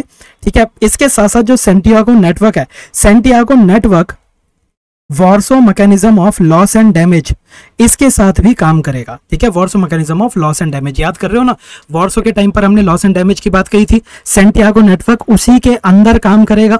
ठीक है, ये वल्नरेबल कंट्रीज को टेक्निकल सपोर्ट प्रोवाइड करने वाली ऑर्गेनाइजेशन के साथ लिंक करेगा। कब आया सेंटियागो नेटवर्क, ये आपके मैड्रिड के अंदर आया। कैटोविच में रूल बुक फाइनलाइज हो गई, और मैड्रिड की जो कॉन्फ्रेंस थी उसके अंदर क्या हो गया, सेंटियागो नेटवर्क निकल के आता है। ठीक है, अब अगर मैं इसको उसी वाले डायग्राम पे लिखूं, ठीक है, तो आपके लिए रिवाइज करना आसान हो जाएगा। यहीं पे आप लिख सकते हैं मैड्रिड के टाइम पर आपका सेंटियागो नेटवर्क आया। Santiago network is related to Warsaw loss and damage and providing technical support to vulnerable countries. ठीक है, ग्लासगो के टाइम पर आपकी टास्क फोर्स बनेगी, और शर्म एल शेख के अंदर आपका लॉस एंड डैमेज फंड बन जाएगा। ठीक है, तो मैड्रिड के अंदर सिर्फ आपका ये सेंटियागो नेटवर्क है जो कि आपको याद रखना है। अब मैड्रिड के बाद आपकी एक ग्लासगो कॉन्फ्रेंस आती है, वो बहुत इंपॉर्टेंट है। ग्लासगो कॉन्फ्रेंस, और ग्लासगो कॉन्फ्रेंस के बाद आपकी शर्म अल शेख इंपॉर्टेंट है। ठीक है, देखिए पेरिस एग्रीमेंट आया, पेरिस एग्रीमेंट के अंदर जो जो डेवलपमेंट हो रही है वो सारी की सारी हमने देखी। ठीक है, रूल बुक पेरिस एग्रीमेंट की आपके कैटोविच में बन गई, मैड्रिड के अंदर आपकी सेंटियागो नेटवर्क बन गया। ठीक है, अब इसके बाद हम ग्लासगो देखेंगे, शर्म अल शेख देखेंगे। लेकिन इस टाइम पीरियड के दौरान इंडिया क्या कर रहा है, तो जब पेरिस एग्रीमेंट आया था तो पेरिस एग्रीमेंट के टाइम पर इंडिया ने अपने नेशनली डिटरमाइंड कॉन्ट्रीब्यूशन सबमिट किए थे। फिर उसके बाद ये जो नेशनली डिटरमाइंड कॉन्ट्रीब्यूशंस हैं इनको रिव्यू किया और इनको और अपग्रेड करने की बात की गई है, और वो कब हुआ है, वो हुआ है आपके COP 27 के अंदर। इंडिया ने जो अपने NDC सबमिट किए थे, NDC सबमिट करने के बाद इंडिया ने कुछ पंचामृत भी दिए थे, पंचामृत भी दिए थे। ठीक है, और उन्हीं पंचामृत पर बेस्ड उसने अपने NDCs को अपग्रेड कर दिया है। तो आपको क्या क्या पता होना चाहिए, पहला पता होना चाहिए कि इंडिया ने क्या क्या NDC सबमिट किए थे, दूसरा इंडिया के पंचामृत के अंदर क्या क्या चीजें आती हैं, और फिर COP 27 में उसने जो अपने NDCs को अपडेट किया है तो वो अपडेट के अंदर इंडिया ने क्या क्या काम किया ये आपको देखना है। ठीक है, तो सबसे पहले हम देख लेते हैं इंडिया ने क्या क्या NDC सबमिट किए थे। तो 2015 में पेरिस एग्रीमेंट के टाइम पर इंडिया ने कहा था कि इंडिया अपनी एमिशन इंटेंसिटी को रिड्यूस करेगा। एमिशन इंटेंसिटी क्या होती है, एमिशन इंटेंसिटी का मतलब यह है कि अपनी जीडीपी को इंक्रीज करने के लिए किसी भी देश को कितनी एमिशन करनी पड़ रही है। मान लीजिए मेरी जीडीपी ग्रोथ रेट पहले 8% थी, अगर मैं इसको 9% पर लेके जाऊं, मैंने 1% का इंक्रीज किया, तो ये 1% इंक्रीज करने में मुझे कितनी एमिशन करनी पड़ी, इसको एमिशन इंटेंसिटी कहा जाता है। अगर एनर्जी इंटेंसिटी आ जाए तो क्या होगा कि जीडीपी को 1 यूनिट से इंक्रीज करने के लिए आपको कितनी एनर्जी कंज्यूम करनी पड़ी, वो आपकी एनर्जी इंटेंसिटी होती है। ठीक है, तो पेरिस एग्रीमेंट में क्या कहा गया, इंडिया जो है वो अपनी एमिशन इंटेंसिटी को रिड्यूस करेगा बाय 33 to 35%। ठीक है, 2005 में इंडिया की जो एमिशन इंटेंसिटी थी उसका 33 to 35% रिड्यूस कर देगा। ठीक है, 33 to 35% बिलो 2005 लेवल, और ये वो अचीव करेगा बाय 2030। फिर इसके साथ साथ इंडिया ने क्या कहा, इंडिया ने कहा जो इंडिया की total installed electricity generation capacity है, ठीक है, जितनी भी वो इलेक्ट्रिसिटी जनरेट कर सकता है उस कैपेसिटी का 40% non fossil fuel based sources से आएगा। ठीक है, जो भी इलेक्ट्रिसिटी आ रही है कैपेसिटी है उसका 40% non fossil fuel based sources से होगा बाय 2030। और तीसरा उसने अपने सामने टारगेट रखा था, तीसरा टारगेट ये था कि India 2.5 to 3 billion tons carbon sink बनाएगा। तो बेसिकली इंडिया क्या कह रहा है, वो कह रहा है कि पहले तो हमें अपनी जीडीपी इंक्रीज करने के लिए जो एमिशन करनी होती है हम उस इंटेंसिटी को ही रिड्यूस कर देंगे। दूसरा उसने कहा कि जो इलेक्ट्रिसिटी हम प्रोड्यूस करते हैं उसमें नॉन फॉसिल फ्यूल बेस्ड का जो कंपोनेंट है वो इंक्रीज करेंगे। और तीसरा हम कार्बन सिंक इंक्रीज करेंगे ताकि हम जो एटमॉस्फेयर के अंदर कार्बन डाइऑक्साइड है उसको एब्जॉर्ब कर सके। याद आ रहा है, यहाँ पे मैंने एक टर्म बताई थी कार्बन ऑफसेट।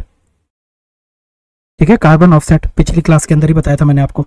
तो ये सारे के सारे टारगेट्स इंडिया ने अपने सामने रखे थे। ठीक है, फिर उसके बाद इंडिया ने कुछ पंचामृत दिए। बेसिकली पंचामृत क्या है, पीएम मोदी ने ये कहा कि हम दुनिया के सामने ऐसे 5 चीजें बोल रहे हैं जो कि इंडिया करना चाहता है एनवायरनमेंट को प्रोटेक्ट करने के लिए। ये पीएम मोदी ने खुद ही दुनिया के सामने रखे थे, ये हमारे ऊपर कोई ऑब्लिगेशन नहीं है, ये पेरिस एग्रीमेंट के अंदर नहीं आते, ये सिर्फ इंडिया ने COP 26 यानी कि ग्लासगो समिट के दौरान सिर्फ ये 5 पंचामृत सिर्फ बोले थे। क्या क्या बोला था, उन्होंने कहा था कि कुछ टारगेट्स उन्होंने 2030 के लिए दिए थे और कुछ टारगेट उन्होंने 2070 के लिए दिए थे।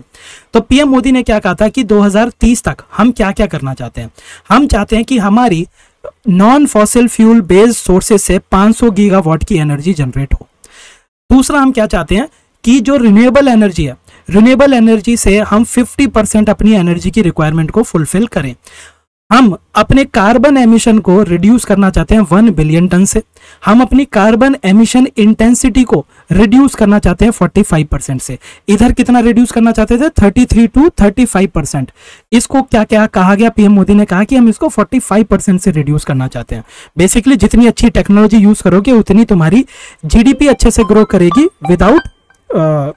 Without increasing emission.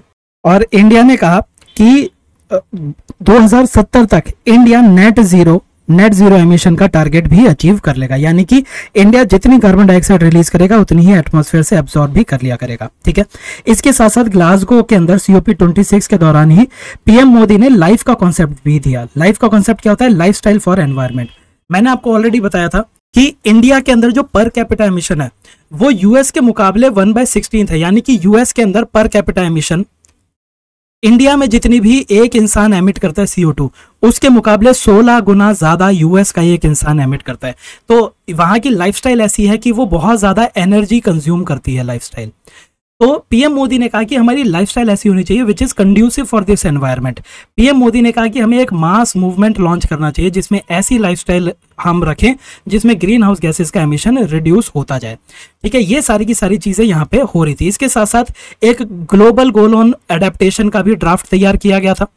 ठीक है, ग्लासगो क्लाइमेट पैक्ट भी हुआ था। ग्लासगो क्लाइमेट पैक्ट क्या कहता है? वो कहता है कि जो कंट्रीज हैं, कंट्रीज को अपने नेशनली डिटरमाइंड कॉन्ट्रीब्यूशंस को रिवाइज करने की जरूरत है। और एक रेचेटिंग मैकेनिज्म की बात कही गई थी। रेचेटिंग मैकेनिज्म कहता है कि जो कंट्रीज हैं वो अपने नेशनली डिटरमाइंड कॉन्ट्रीब्यूशंस को रिवाइज करेंगे। ठीक है, जो भी उन्होंने एनडीसी सबमिट किए हैं इन एनडीसीज को वो अपडेट करते जाएंगे, रिवाइज करते जाएंगे हर 5 साल के अंदर।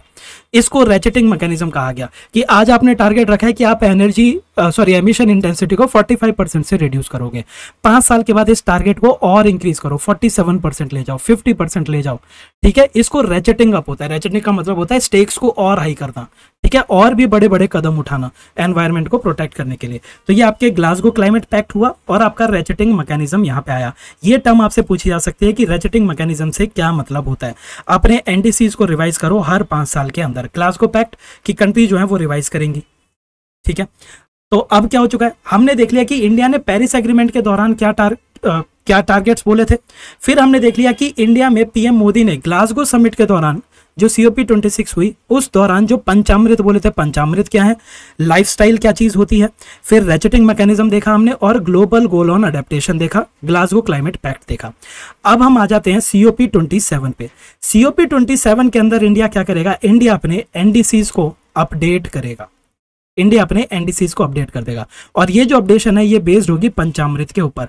पंचामृत के अंदर हमने 5 चीजों की बात की थी, लेकिन ये जो पंचामृत थे, इन पंचामृत के अंदर अगर हम बात करें इसकी कि 500 गीगावाट की एनर्जी हम नॉन फॉसिल फ्यूल बेस से करेंगे। तो देखिए आज की डेट में रियलिटी क्या है? रियलिटी ये है कि इंडिया की अराउंड 460 गीगावाट की इंस्टॉल्ड एनर्जी कैपेसिटी है, जिसमें 58% जो एनर्जी आती है वो फॉसिल फ्यूल से आती है। तो 500 गीगावाट हम नॉन फॉसिल फ्यूल से, जो कि आज की डेट में non fossil fuel based energy sources की बात की जाए तो अराउंड 167 गीगावाट है। तो 2030 तक अगर हमें 500 गीगावाट तक जाना तो ये ऑलमोस्ट इम्पॉसिबल हो जाएगा। तो भले ही पीएम मोदी ने ये 5 नेक्टर जरूर बताए, लेकिन पहले वाला अचीव करना बड़ा मुश्किल है, पहली चीज। दूसरा आपको क्या ध्यान रखना है? दूसरा, reducing carbon emission by 1 billion turns, ये भी अचीव करना थोड़ा सा मुश्किल हो जाएगा। तो इसीलिए ये वाला टारगेट भी अभी हम फुलफिल नहीं कर रहे हैं। और जो हमारा नेट जीरो बाय 2070 है, नेट जीरो बाय 2070, ये भी अभी तक हमने कमिट नहीं किया है। तो इसीलिए जब हम एनडीसीज की बात करते हैं, नेशनली डिटरमाइंड कॉन्ट्रीब्यूशंस की बात करते हैं, तो पेरिस एग्रीमेंट के टाइम पर ये 3 हमने एनडीसीज रखे थे। हमने इन्हीं 3 एनडीसीज के अंदर कुछ अपडेशन किया। क्या अपडेशन किया? जो हमारा ये 2.5 से लेके 3 बिलियन कार्बन सिंक बनाने वाला टारगेट था, ये टारगेट हमने एज इट इज रखा है, इसके अंदर कोई भी अपडेशन नहीं है। दूसरा हमने क्या किया? नॉन फॉसिल फ्यूल बेस्ड से जो हम एनर्जी कैपेसिटी बनाने वाले हैं वो पहले 40% थी, अब हमने इसको इंक्रीज करके 50% कर दिया। ठीक है, हमने नॉन फॉसिल फ्यूल से ज्यादा एनर्जी बनाने की बात कही है, तो ये हमने इंक्रीज किया। दूसरा क्या इंक्रीज किया? एमिशन इंटेंसिटी को पहले हम 33 to 35% रिड्यूस करना चाहते थे, now we are going to reduce it by 45%। अब इसको 45% से रिड्यूस किया जाएगा बाय 2030। तो ये हमारे 3 टारगेट हैं। आपके सामने क्वेश्चन क्या आएगा कि इंडिया ने अपने एनडीसीज के अंदर ये सबमिट किया है कि India net zero emission country बन जाएगी बाय 2070। तो ये स्टेटमेंट आपकी गलत है। इंडिया ने एनडीसी के अंदर ये नहीं बोला, ये पंचामृत का पार्ट है आपका। ठीक है, अच्छा, ये सब कुछ क्यों किया गया? क्योंकि जो हमारा पेरिस एग्रीमेंट के अंदर रेचेट मैकेनिज्म था, रेचेट मैकेनिज्म क्या कहता है कि अपने नेशनली डिटरमाइंड कॉन्ट्रीब्यूशंस को अपडेट करता रहना होगा, रिवाइज करते रहना होगा, उसी के अंदर ये रिवाइज किया है। इंडिया कहता है जब तक डेवलप्ड कंट्री हमें टेक्नोलॉजी और फाइनेंस नहीं देगा तब तक हम ये चीजें अचीव नहीं कर पाएंगे। तो इंडिया भले ही जो भी एनडीसीज दे रहा है वो सारे के सारे एनडीसीज कंडीशनल रहेंगे। कंडीशनल किस बात पे? कि जो डेवलप्ड कंट्रीज हैं, डेवलप्ड कंट्रीज हमें रिसोर्सेज और टेक्नोलॉजी दोनों प्रोवाइड करे। ठीक है, कैटोविच रूल बुक क्या कहती है? कैटोविच रूल बुक कहती है कि जितने भी एनडीसी सबमिट किए जा रहे हैं, हर एक देश को वॉलंटरी तरीके से ये एनडीसी सबमिट करने हैं। लेकिन अगर कोई देश इन एनडीसीज को एक बार सबमिट कर देता है तो सबमिट होने के बाद ये जो एनडीसीज हैं ये एनडीसीज बाइंडिंग हो जाते हैं। ठीक है, मतलब ये मैंडेटरी नहीं है कि आप एनडीसीज को सबमिट करो, लेकिन अगर आपने एक बार सबमिट कर दिया तो फिर ये अब आपके ऊपर बाइंडिंग हो जाएंगे। ठीक है, तो ये कैटोविच रूल बुक के अंदर लिखा हुआ है। अब देखिए हमने क्या क्या देख लिया कि 2015 में पेरिस एग्रीमेंट के टाइम पर इंडिया ने क्या क्या एनडीसी सबमिट किए। फिर हमने देख लिया कि पंचामृत के अंदर इंडिया ने कौन से 5 नेक्टर बताए हैं एनवायरनमेंट को प्रोटेक्ट करने के, जिनके ऊपर इंडिया का फोकस है। और फिर हमने देख लिया कि रेचेटिंग मैकेनिज्म के अंडर इंडिया ने अपने एनडीसीज को किस तरह से अपडेट किया है। ठीक है, फिर याद करिए ये वाला कॉन्सेप्ट लाइफ वाले कॉन्सेप्ट के ट्यून में इंडिया ने कुछ लॉन्ग टर्म गोल्स के बारे में भी बात की है। ये जो लॉन्ग टर्म गोल्स हैं ये इंडिया के ऊपर बाइंडिंग नहीं है, ये इंडिया के ऊपर बाइंडिंग नहीं है। तो लेकिन फिर भी क्योंकि इंडिया ने बात की है तो हमें पता होना चाहिए कि इंडिया के लॉन्ग टर्म गोल्स क्या हैं। इंडिया के जो लॉन्ग टर्म गोल्स हैं उनका नाम है लॉन्ग टर्म लो एमिशन डेवलपमेंट स्ट्रेटेजी, यानी कि इंडिया एक ऐसी स्ट्रेटेजी बनाएगा जिसमें डेवलपमेंट भी हो और एमिशन जो है वो कम रहे। ये नॉट बाइंडिंग है, दीज आर नॉट बाइंडिंग। तो इसके अंदर इंडिया ने कहा है कि इंडिया अपनी न्यूक्लियर कैपेसिटी को इंक्रीज करेगा 3 गुना, 3-fold इंक्रीज होगा न्यूक्लियर कैपेसिटी के अंदर बाय 2032। जो non fossil fuel based energy है उसको हम 50% इस्तेमाल करेंगे। इथेनॉल ब्लेंडिंग का हमने अपने सामने टारगेट रखा है 20% का, कि 2025 तक हम 20% इथेनॉल को ब्लेंड किया करेंगे फ्यूल में। जो इंडियन रेलवे है वो आने वाले 7 सालों के अंदर ही नेट जीरो हो जाएगी, यानी कि इंडियन रेलवे को भी हम नेट जीरो की तरफ या फिर कार्बन न्यूट्रलिटी की तरफ लेके जा रहे हैं। ठीक है, इंडिया ने भारत स्टेज 5 को स्किप कर दिया और डायरेक्टली भारत स्टेज 6 के ऊपर इंडिया पहुंच चुका है। इंडिया चाहता है कि वो एक इंटरनेशनल हब बन जाए ग्रीन हाइड्रोजन का, और उसके लिए उसने नेशनल हाइड्रोजन मिशन स्टार्ट किया है। इंडिया का perform, achieve and trade scheme जो है वो भी काफी अच्छे से काम कर रही है और उसने इंडिया की एनर्जी एफिशिएंसी को इंक्रीज किया है। ठीक है, इंडिया, देखिए अभी हम आगे इस चीज के बारे में और भी पढ़ेंगे, लैंड डिग्रेडेशन। देखिए इंडिया ने यह कहा है कि इंडिया के यहां पे ढेर सारी लैंड जो कि डिग्रेड हो चुकी है, उसमें से 26 मिलियन डिग्रेडेड लैंड को इंडिया रिस्टोर करेगा, यानी कि जो लैंड डिग्रेड हो चुकी थी उस लैंड को वो फिर से रिस्टोर करना चाहता है। ठीक है, लैंड डिग्रेडेशन के लिए हमने कौन सा कन्वेंशन बनाया, United Nation Convention to Combat Desertification, UNCCD. जब इसकी बात करेंगे तो दोबारा इस पे वापस आएंगे। तो इंडिया जो है वो 26 मिलियन हेक्टेयर लैंड को रिस्टोर करने की बात कर रहा है। हमने यूएनसीबीडी जब देखा था, यूएनसीबीडी जो बायोडायवर्सिटी को प्रोटेक्ट करता है, तो इसके अंदर हमने देखा था नगोया प्रोटोकॉल के अंदर 20 आईची टारगेट्स थे, 20 आईची टारगेट्स। इन 20 आईची टारगेट्स में से 12 आईची टारगेट्स इंडिया जो है वो अचीव करने की लाइन में है। इंडिया के अंदर नेशनल रेड प्लस मिशन चल रहा है, ये भी हम यूएनसीसीडी के टाइम पर दोबारा से देखेंगे। और इंडिया ने रिन्यूएबल एनर्जी को भी प्रायोरिटी सेक्टर लैंडिंग के अंदर डाल दिया। जो इकोनॉमी हम पढ़ते हैं तो उस टाइम पर भी हम इस चीज को देखते हैं पीएसएल के टाइम पे। ठीक है, तो ये सारी की सारी चीजें अलाइन है पीएम मोदी के लाइफ कॉन्सेप्ट के साथ। ठीक है, तो ये सारे के सारे इंपॉर्टेंट चीजें जो आपको पता होनी चाहिए। अब जरा हम COP 27 देख लेते हैं जो कि शर्म अल शेख इजिप्ट के अंदर हुई है। इसके अंदर मिटिगेशन और अडेप्टेशन दोनों के बारे में कुछ कुछ बात कही गई है। मिटिगेशन के बारे में क्या कहा है कि हमें जो ग्लोबल इंक्रीज इन टेम्परेचर है उसको 2 डिग्री सेल्सियस के नीचे ही रखना होगा। According to emission gap report, जो कि 2020 की एमिशन गैप रिपोर्ट है, उसके अकॉर्डिंग हम ऑलरेडी प्री इंडस्ट्रियल लेवल के मुकाबले जो ग्लोबल टेम्परेचर है उस ग्लोबल टेम्परेचर के अंदर 0.9 डिग्री सेल्सियस का इंक्रीज देख रहे हैं, यानी कि almost 1.1 degree Celsius temperature increase हो चुका है, जिसकी वजह से हमें ढेर सारे टिपिंग पॉइंट्स भी देखने को मिले। टिपिंग पॉइंट जो मैंने आपको कल बताया था। ठीक है, तो COP 27 दुनिया से बोलती है कि सबको अपने एनडीसीज को रिविजिट और स्ट्रेंथन करने की जरूरत है। जो एनडीसीज उन्होंने अपने 2030 के लिए टारगेट रखे थे उनको स्ट्रेंथन करने की जरूरत है। अच्छा, एक चीज और यहां से याद आई फेज डाउन और फेज आउट से। देखिए ग्लासगो समिट के टाइम पर क्या हुआ था, जो आपके यूरोपियन देश हैं, यूरोपियन देश कह रहे थे कि जो कोल का इस्तेमाल है, कोल के इस्तेमाल को फेज आउट करना चाहिए, यानी कि धीरे धीरे कोल के इस्तेमाल को कम करना चाहिए। लेकिन इंडिया को इस बात से बहुत प्रॉब्लम है। क्यों? क्योंकि इंडिया के अंदर बहुत सारे जो पावर प्लांट्स है, एनर्जी का जो सबसे बड़ा सोर्स है वो थर्मल पावर प्लांट ही इंडिया के अंदर, जहां पे कोल का इस्तेमाल हो रहा है। तो इंडिया ने कहा कि हम कोल को फेज आउट तो नहीं कर सकते, हमारी जो डेवलपमेंटल नीड्स हैं उन डेवलपमेंटल नीड्स के अगेंस्ट नहीं जा सकते हम।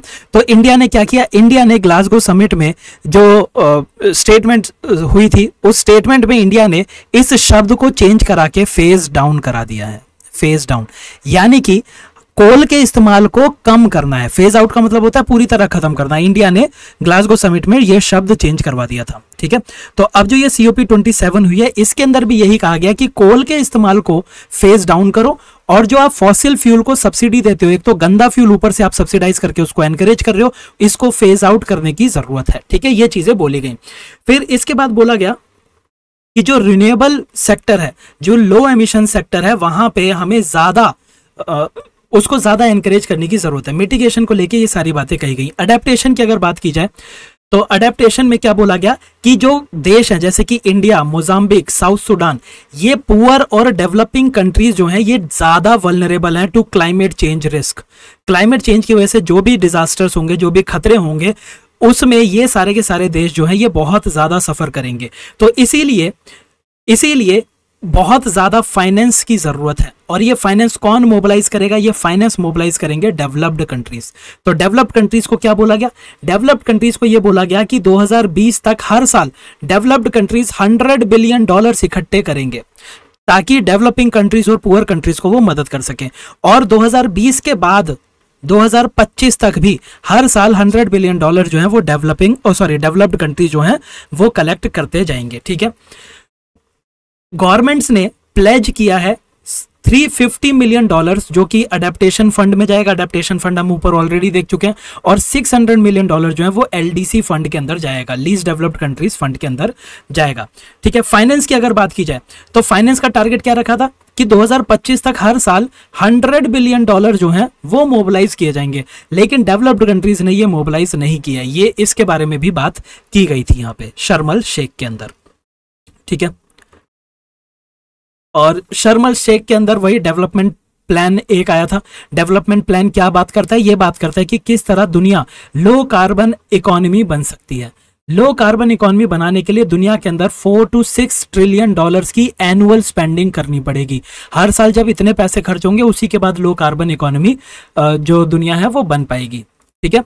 एक लॉस एंड डैमेज फंड इसके अंदर बनाया गया, जिसके बारे में ऑलरेडी मैं आपको बता चुका हूं। लॉस एंड डैमेज फंड क्या करेगा? Loss and damage fund compensate करेगा स्मॉल आइलैंड डेवलपिंग स्टेट्स को जो कि ज्यादा वल्नरेबल हैं क्लाइमेट चेंज रिस्क के, ठीक है। जितना भी लॉस या डैमेज होगा उसकी कंपनसेशन करने के लिए ये फंड बनाया जाएगा। किस तरह से मैनेज होगा वो सारी चीजें COP28 के अंदर फाइनलाइज होंगी, जो कि आप कमेंट में बताएंगे कहां पे होने वाली है COP28, ठीक है। ये सारी की सारी चीजें आपकी UNFCCC वाली हैं जो कि आपको याद रखनी है। ये सबसे इंपॉर्टेंट फैक्ट्स हैं जहां से क्वेश्चन आने के सबसे ज्यादा चांसेस हैं, ठीक है। चलिए अब हम अपने दूसरी समिट के ऊपर चलते हैं। पहले इसी पे चलते हैं, एजेंडा 21 की बात करते हैं, ठीक है। देखिए 1992 रियो अर्थ समिट हो रही है जिसके अंदर UNFCCC की बात की, ठीक है। इससे जुड़े हुए सारी की सारी चीजें हमने देख ली। फिर यहाँ पे एजेंडा 21 जिसके अंदर आपके मिलेनियम डेवलपमेंट गोल्स आते हैं और फिर आपके सस्टेनेबल डेवलपमेंट गोल्स आते हैं। जब भी आप फ्री हो उस टाइम पर आप सस्टेनेबल डेवलपमेंट गोल्स, इनके जो टारगेट्स हैं वो एक बारी देखेंगे जरूर, ठीक है।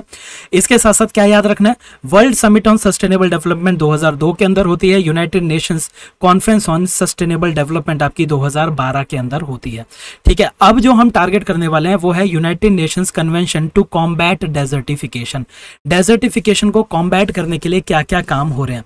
देखिए UNCCD एक लौती ऐसी कन्वेंशन है जो कि एक पूरे के पूरे लैंड फॉर्म को प्रोटेक्ट करने की बात करती है। ये कहती है कि किस तरह हम लैंड को डिग्रेड होने से बचाएं, ठीक है। इसकी COP15 हुई है अभी रिसेंटली, और वो हुई है आपके नॉर्दर्न अफ्रीका के अबिजान के अंदर। अबिजान में कूट डे आइवरी नाम की जगह है, वहां पे ये मीटिंग होल्ड की गई थी। मीटिंग जो है 2 साल में एक बार होती है। अबिजान कॉल के अंदर क्या बोला गया? इस कॉल के अंदर जो भी आपके स्टेट के गवर्नमेंट जो भी आपकी सरकारों के हेड्स हैं उन्होंने क्या बोला है? उन्होंने ये बोला है कि हम लॉन्ग टर्म सस्टेनेबिलिटी के लिए काम करेंगे और सस्टेनेबिलिटी जेंडर इक्वालिटी के साथ साथ चलेगी।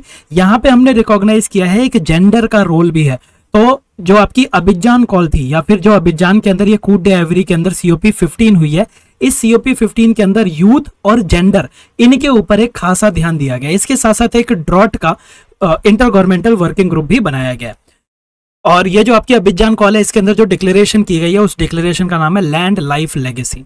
Land life legacy. यूएनसीसीडी एक रिपोर्ट भी पब्लिश करता है जिसका नाम है ग्लोबल लैंड आउटलुक, ये आपको पता होनी चाहिए थी, ठीक है। अच्छा, मैंने आपको बोला था कि 2002 के अंदर WSSD हुई थी, world summit on sustainable development, ठीक है। यहाँ पे ठीक है, कुछ खास यहाँ पे हुआ नहीं था। हाँ, 2012 के अंदर जब आपकी United Nations conference on sustainable development हुई है, इस टाइम पर आपकी एक पार्टनरशिप बनी थी जिसका नाम है page, partnership on action on green economy. यहाँ पे ग्रीन इकोनॉमी की बात की गई थी। इसके अंदर हम इकोनॉमी को, जो हमारी इकोनॉमिक पॉलिसीज हैं, इकोनॉमिक प्रैक्टिसेस हैं, उन प्रैक्टिसेस को एनवायरमेंट फ्रेंडली, उन प्रैक्टिसेस को सस्टेनेबल बनाने की बात करते हैं, ठीक है। तो पेज के कौन कौन मेंबर हैं? यूएनईपी, ILO, फिर आपका यूनिटार, यूनिडो और UNDP, ये आपको याद रखने। पेज के मेंबर्स बहुत इंपॉर्टेंट है, ठीक है। अब यूएनसीसीडी जो है वो लैंड डिग्रेडेशन की बात करता है। यहीं पे एक कॉन्सेप्ट आ जाता है लैंड डिग्रेडेशन न्यूट्रलिटी। इसका क्या मतलब है? देखिए, हर एक देश के अंदर कुछ ना कुछ लैंड ऐसी है जो डिग्रेड हो रही होगी। एरिड जमीन थी और उसकी डिग्रेडेशन हो गई, ठीक है। अगर इस डिग्रेडेशन को नहीं रोका जाता तो वो जमीन डेजर्ट बन जाती है, मरुस्थल बन जाता है। तो हम क्या चाहते हैं, मान लीजिए किसी देश के अंदर 10 हेक्टेयर की जमीन जो है वो डिग्रेड हो गई। अगर ये देश अपने दूसरे मतलब अपने ही देश के अंदर कोई दूसरा एरिया ढूंढे, कोई और लैंड ढूंढे जो कि 10 हेक्टेयर की है, और इसके ऊपर वो पेड़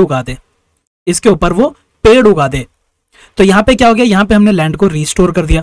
तो देखिए, इस देश की 10 हेक्टेयर जमीन जो है वो डिग्रेड हो गई थी और 10 हेक्टेयर जमीन को रिस्टोर कर दिया। इसको कहा जाता है लैंड डिग्रेडेशन न्यूट्रलिटी, ठीक है। बॉर्न चैलेंज जो है ये एक बहुत ही इंपॉर्टेंट चैलेंज है जो कि लैंड डिग्रेडेशन न्यूट्रलिटी से जुड़ा हुआ है। पहली चीज जो बॉर्न चैलेंज में याद रखेंगे, ये जर्मनी और IUCN ने मिलकर ये चैलेंज स्टार्ट किया था। इस चैलेंज के अंदर 150 मिलियन हेक्टेयर की डिग्रेडेड लैंड को रिस्टोर किया जाएगा बाय 2020, ठीक है। 2020 तक 150 का टारगेट रखा था और 2030 तक जो अब टारगेट है वो 350 मिलियन हेक्टेयर की लैंड्स को रिस्टोर करने का है। बॉर्न चैलेंज के अंदर इंडिया ने कहा था कि वो अपनी 26 मिलियन हेक्टेयर की लैंड को रिस्टोर करेगा, ठीक है। अब लैंड रिस्टोरेशन की बात हो रही है, तो डेजर्टिफिकेशन कैसे फैलता है? मान लीजिए यहाँ पे एक डेजर्ट है, ठीक है, और यहाँ पे एक ऐसा एरिया जो डेजर्ट नहीं है, तो डेजर्ट की मिट्टी उड़ती हुई आएगी और इस वाले एरिया के अंदर जमा होती जाएगी और धीरे धीरे ये जो डेजर्ट है ये डेजर्ट एक्सपेंड करता जाएगा। डेजर्ट जहां पे भी होता है वो एक्सपेंड करने लग जाता है। तो हमें दो मोटे मोटे डेजर्ट हर किसी को पता होते हैं, एक तो अफ्रीका के अंदर आपका सहारा डेजर्ट, ठीक है, और दूसरा इंडिया के अंदर, इंडिया की अगर बात की जाए तो आपके राजस्थान के अंदर ये थार डेजर्ट, ठीक है। तो हम क्या करना चाहते हैं, इसने अफ्रीका ने क्या किया? अफ्रीका ने कहा कि ये जो सहारा डेजर्ट है ना, हम नहीं चाहते कि सहारा डेजर्ट की मिट्टी उड़ के इस तरफ आए और इसका जो डेजर्ट है वो एक्सपेंड होता जाए। तो इसीलिए अफ्रीका के अंदर एक ग्रीन वॉल बनाई जा रही है। ग्रीन वॉल का क्या मतलब है? ग्रीन वॉल का मतलब यह है कि यहां पे ऐसे पेड़ लगाए जा रहे हैं from Senegal to Djibouti, Senegal से लेके जिबूती तक पेड़ों की एक वॉल बना दी जाएगी जिसको नाम दिया गया great green wall of Africa. अब इसी कॉन्सेप्ट के जैसे ही हमने हरियाणा से लेके पोरबंदर तक हमने भी एक ग्रीन वॉल बनाने की बात की है, ठीक है। हरियाणा के पानीपत से लेके पोरबंदर तक हम 1400 किलोमीटर लंबा ट्री कवर लगाना चाह रहे हैं। ये ट्री कवर क्या करेगा? थार डेजर्ट को इस तरफ एक्सपेंड नहीं होने देगा, ठीक है। तो ये दोनों के दोनों कॉन्सेप्ट आपको पता होने चाहिए, ठीक है। रेड प्लस क्या होता है? रेड प्लस का मतलब होता है एफॉरेस्टेशन। अगर एकदम सिंपल भाषा में बोला जाए तो रेड की फुल फॉर्म होती है reduce forest degradation and deforestation. Reduce forest degradation and deforestation.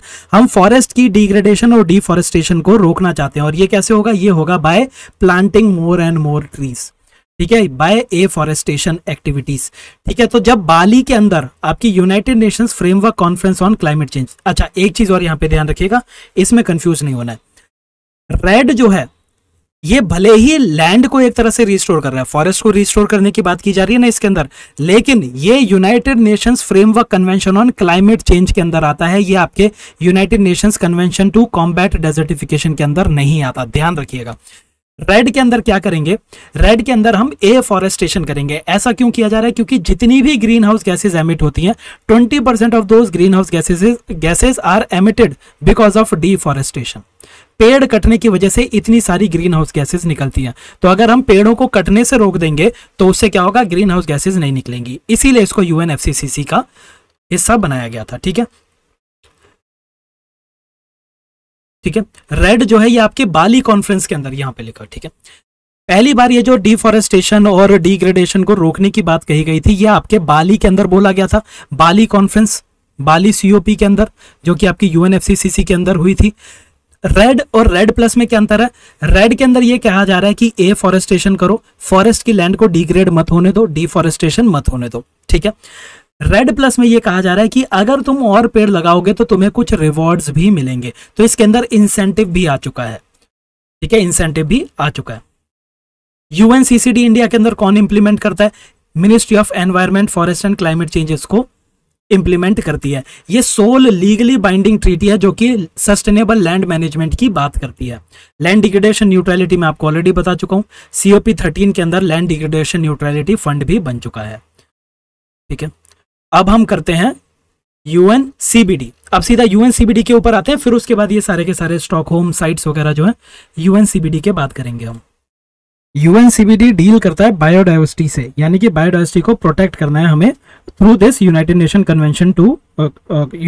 Convention for biodiversity. UNCBD के दो प्रोटोकॉल हैं। एक प्रोटोकॉल है आपका कार्टेजेना प्रोटोकॉल और दूसरा प्रोटोकॉल है आपका नगोया प्रोटोकॉल। नगोया प्रोटोकॉल के अंदर आपके 20 आईची टारगेट्स स्टैब्लिश किए गए थे और ये टारगेट हमें अचीव करने थे by 2020। Most of these targets were not achieved. ठीक है, नगोया प्रोटोकॉल के अंदर बहुत ज्यादा काम नहीं हुआ। अब 2020 में आपके आईची टारगेट्स खत्म हो रहे थे। हम चाहते थे कि 2020 के बाद भी कुछ ना कुछ तो बायोडाइवर्सिटी को प्रोटेक्ट करने के लिए करना चाहिए। तो इसीलिए जब यूएनसीबीडी की कॉन्फ्रेंस ऑफ पार्टी 14 हो रही थी शर्म अल शेख में, ठीक है, ये वही शर्म अल शेख है जिसके अंदर सीओपी 27 हुई है, United Nations framework convention to Combat Climate Change. ठीक है, तो शर्म अल शेख में 2018 के अंदर सीओपी 14 होती है यूएनसीबीडी की, और उसके अंदर कोशिश की जाती है कि पोस्ट 2020 कुछ टारगेट्स रखे जाएं, लेकिन कुछ कंक्रीट आउटकम वहां पे निकल के नहीं आता।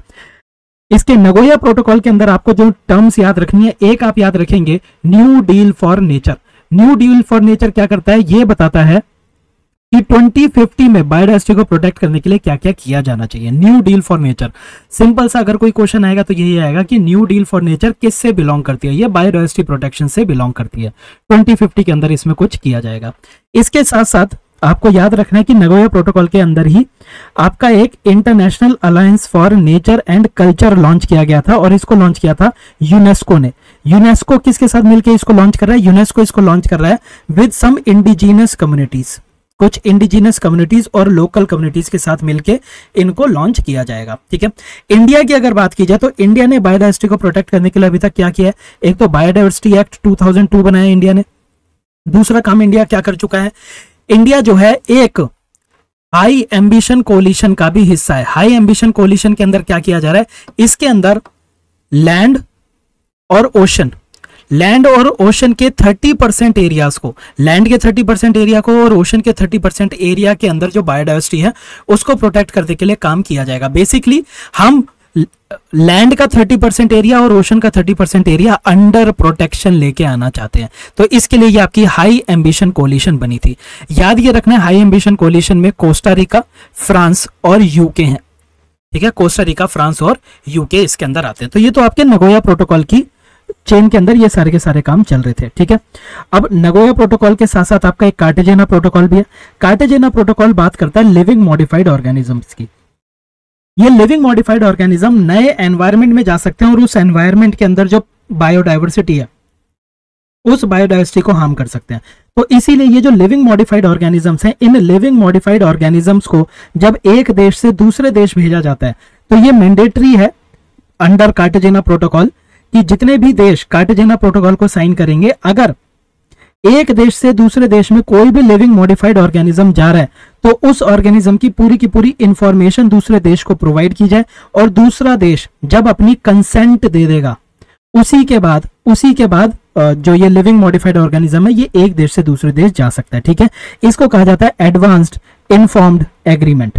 यानी कि एडवांस में ही आप इंफॉर्मेशन दोगे, उसके बाद एग्रीमेंट होगा, तभी एलएमओ एक देश से दूसरी जगह जा सकता है। और एलएमओ की इंफॉर्मेशन को कलेक्ट करने के लिए एक आपका बायो सेफ्टी क्लियरिंग हाउस बनाया गया है, ठीक है, इंफॉर्मेशन को एक्सचेंज करने के लिए बायो सेफ्टी क्लियरिंग हाउस बनाया गया है। अब हम आ जाते हैं यूएनसीबीडी की सीओपी 15 के ऊपर। देखिए सीओपी 14 के अंदर हम क्या चाहते थे, हम चाहते थे कि जो नगोया प्रोटोकॉल है, नगोया प्रोटोकॉल 2020 में खत्म हो रहा है, सीओपी 14 शर्म एल शेख के अंदर हुई थी। हम चाहते थे कि पोस्ट 2020 क्या एक्शन होना चाहिए बायोडाइवर्सिटी को प्रोटेक्ट करने का, उसके बारे में कुछ डिस्कशन की जाए, जिसमें न्यू डील फॉर नेचर को के बारे में बात की गई, ठीक है। अब हम बात कर रहे हैं यूएनसीबीडी सीओपी 15 की। सीओपी 15 आपकी चाइना के अंदर होने वाली थी 2020 में, लेकिन चाइना में लॉकडाउन और कोविड की वजह से नहीं हो पाई, तो इसीलिए सीओपी 15 दो फेजेस में हुई है। एक आपका वर्चुअल फेज जो कि कुनमिंग के नाम से जाना जाता है, ठीक है, यहां पे आपको बहुत कुछ देखने की जरूरत नहीं है। इसका जो सेकंड फेज है वो कनाडा के मॉन्ट्रियल में हुआ था, और यहां पे बहुत ही इंपॉर्टेंट चीजें आई हैं, और ये चीजें आपको याद रखनी है। क्या याद रखेंगे, देखिए कुनमिंग मॉन्ट्रियल जो ये सीबीडी की मीटिंग हुई है, इस मीटिंग के अंदर हमने कुछ लॉन्ग टर्म गोल्स रखे हैं जो 2050 तक अचीव करने हैं, कुछ शॉर्ट टर्म एक्शंस बनाए हैं जो कि 2030 तक हमें अचीव करने हैं। शॉर्ट टर्म एक्शन हमारे सामने 23 है। अगर पहले हम शॉर्ट टर्म एक्शन की बात करें तो शॉर्ट टर्म एक्शन में हम क्या चाहते हैं, हम चाहते हैं कि 2030 तक जो डिग्रेडेड लैंड है उसका 30% हम रिस्टोर कर दें। यूएनसीसीडी के अंदर भी डिग्रेडेड लैंड की बात की थी, बॉन चैलेंज में भी की थी, और यहां पे भी की जा रही है। इसके साथ साथ लैंड और ओशन का 30% एरिया हम कंजर्वेशन और मैनेजमेंट एफर्ट्स के अंडर लेके आना चाहते हैं कि इन एरिया के अंदर जो बायोडाइवर्सिटी है उसको भी प्रोटेक्ट किया जाए। तो by 2030 30% of land area would be under conservation efforts and 30% of ocean area would be under conservation effort. फिर हम चाहते हैं कि 2030 तक देशों में जो इन्वेजिव स्पीशीज होती हैं, इन्वेजिव स्पीशीज में रिडक्शन आए। आप मेरे को कमेंट सेक्शन में बताएंगे कि इन्वेजिव स्पीशीज क्या होती हैं। जो ये वाली डेफिनेशन है स्पीशीज की डेफिनेशन, इनको मैं आपके रिवाइज नहीं कराऊंगा, ये आपके स्टैटिक पोर्शन है, मैं उम्मीद करता हूं ये आप ऑलरेडी पढ़ के बैठे होंगे, ठीक है। 2030 तक हम इन्वेजिव स्पीशीज में रिडक्शन चाहते हैं 50% का, फूड वेस्टेज में रिडक्शन चाहते हैं 50% का, जो हार्मफुल सब्सिडीज हम देते हैं, हार्मफुल सब्सिडीज को रिड्यूस करना चाहते हैं $500 बिलियन से, ठीक है। ये सारे के सारे हमारे शॉर्ट टर्म प्लान्स हैं, ये क्वेश्चन आपका आ सकता है। दूसरा लॉन्ग टर्म विजन हमने क्या रखा है, लॉन्ग टर्म विजन हमने ये रखा है कि जो स्पीशीज की एक्सटिंक्शन हो रही है, हम स्पीशीज की एक्सटिंक्शन की स्पीड को कम करना चाहते हैं। हम चाहते हैं कि लगभग 10 गुना रिडक्शन आए स्पीशीज की एक्सटिंक्शन के अंदर, ठीक है, जो ह्यूमन इंड्यूस्ड एक्सटिंक्शन होती है। By 2050 we want to achieve this target. Biodiversity का हम सस्टेनेबल यूज करना चाहते हैं, फेयर एंड इक्विटेबल शेयरिंग करना चाहते हैं, ठीक है, और एक ग्लोबल बायोडाइवर्सिटी फ्रेमवर्क बनाना चाहते हैं जो कि एलडीसीज और स्मॉल आइलैंड कंट्रीज की मदद करेगा, ठीक है। ये लॉन्ग टर्म विजन प्लस में दीज 23 शॉर्ट टर्म एक्शंस, इन दोनों को हम कहते हैं Kunming Montreal biodiversity framework, Kunming Montreal biodiversity framework, ठीक है। अब सीबीडी के बारे में कुछ इंफॉर्मेशन देखिए, सीबीडी की जो मीटिंग होती है ये आपकी 2 साल में एक बार होती है, ठीक है, और सीबीडी 3 प्रिंसिपल्स पे काम करता है। 3 प्रिंसिपल क्या है, ये आपकी बायोडाइवर्सिटी से जुड़े हुए तीनों प्रिंसिपल होंगे। पहला तो हम बायोडाइवर्सिटी को कंजर्व करना चाहते हैं, फिर हम बायोडाइवर्सिटी का सस्टेनेबल यूज करना चाहते हैं, और फिर बायोडाइवर्सिटी से होने वाले बेनिफिट्स की इक्विटेबल शेयरिंग करना चाहते हैं, ठीक है। और नगोया प्रोटोकॉल भी इन्हीं चीजों के ऊपर बात करता है। नगोया प्रोटोकॉल बात करता है एक्सेस बेनिफिट शेयर की, एक्सेस बेनिफिट शेयर, यानी कि पहले तो जो बायोडाइवर्सिटी है, बायोडाइवर्सिटी का हर किसी को एक्सेस होना चाहिए। फिर जो इन बायोडाइवर्सिटी से बेनिफिट हो रहा है, इस बेनिफिट का शेयर होना चाहिए, और ये शेयर कैसा होगा, ये शेयर इक्विटेबल होना चाहिए। आईजी के 20 टारगेट्स हैं, मोस्ट ऑफ देम फेल्ड, ठीक है। ये एक ही शीट पे आपको सारी इंफॉर्मेशन मिल जाएगी, ठीक है। अब जो आपकी सीबीडी की 2024 के अंदर मीटिंग होगी वो आपके टर्की के अंदर होगी, ठीक है, टर्की तक होगी। और इसके अंदर ये बोला गया कि जो भी सीबीडी के मेंबर्स हैं, मेंबर नेशंस हैं, वो कंट्रीज अपना नेशनल बायोडाइवर्सिटी स्ट्रेटेजी और एक्शन प्लान सबमिट करेगी।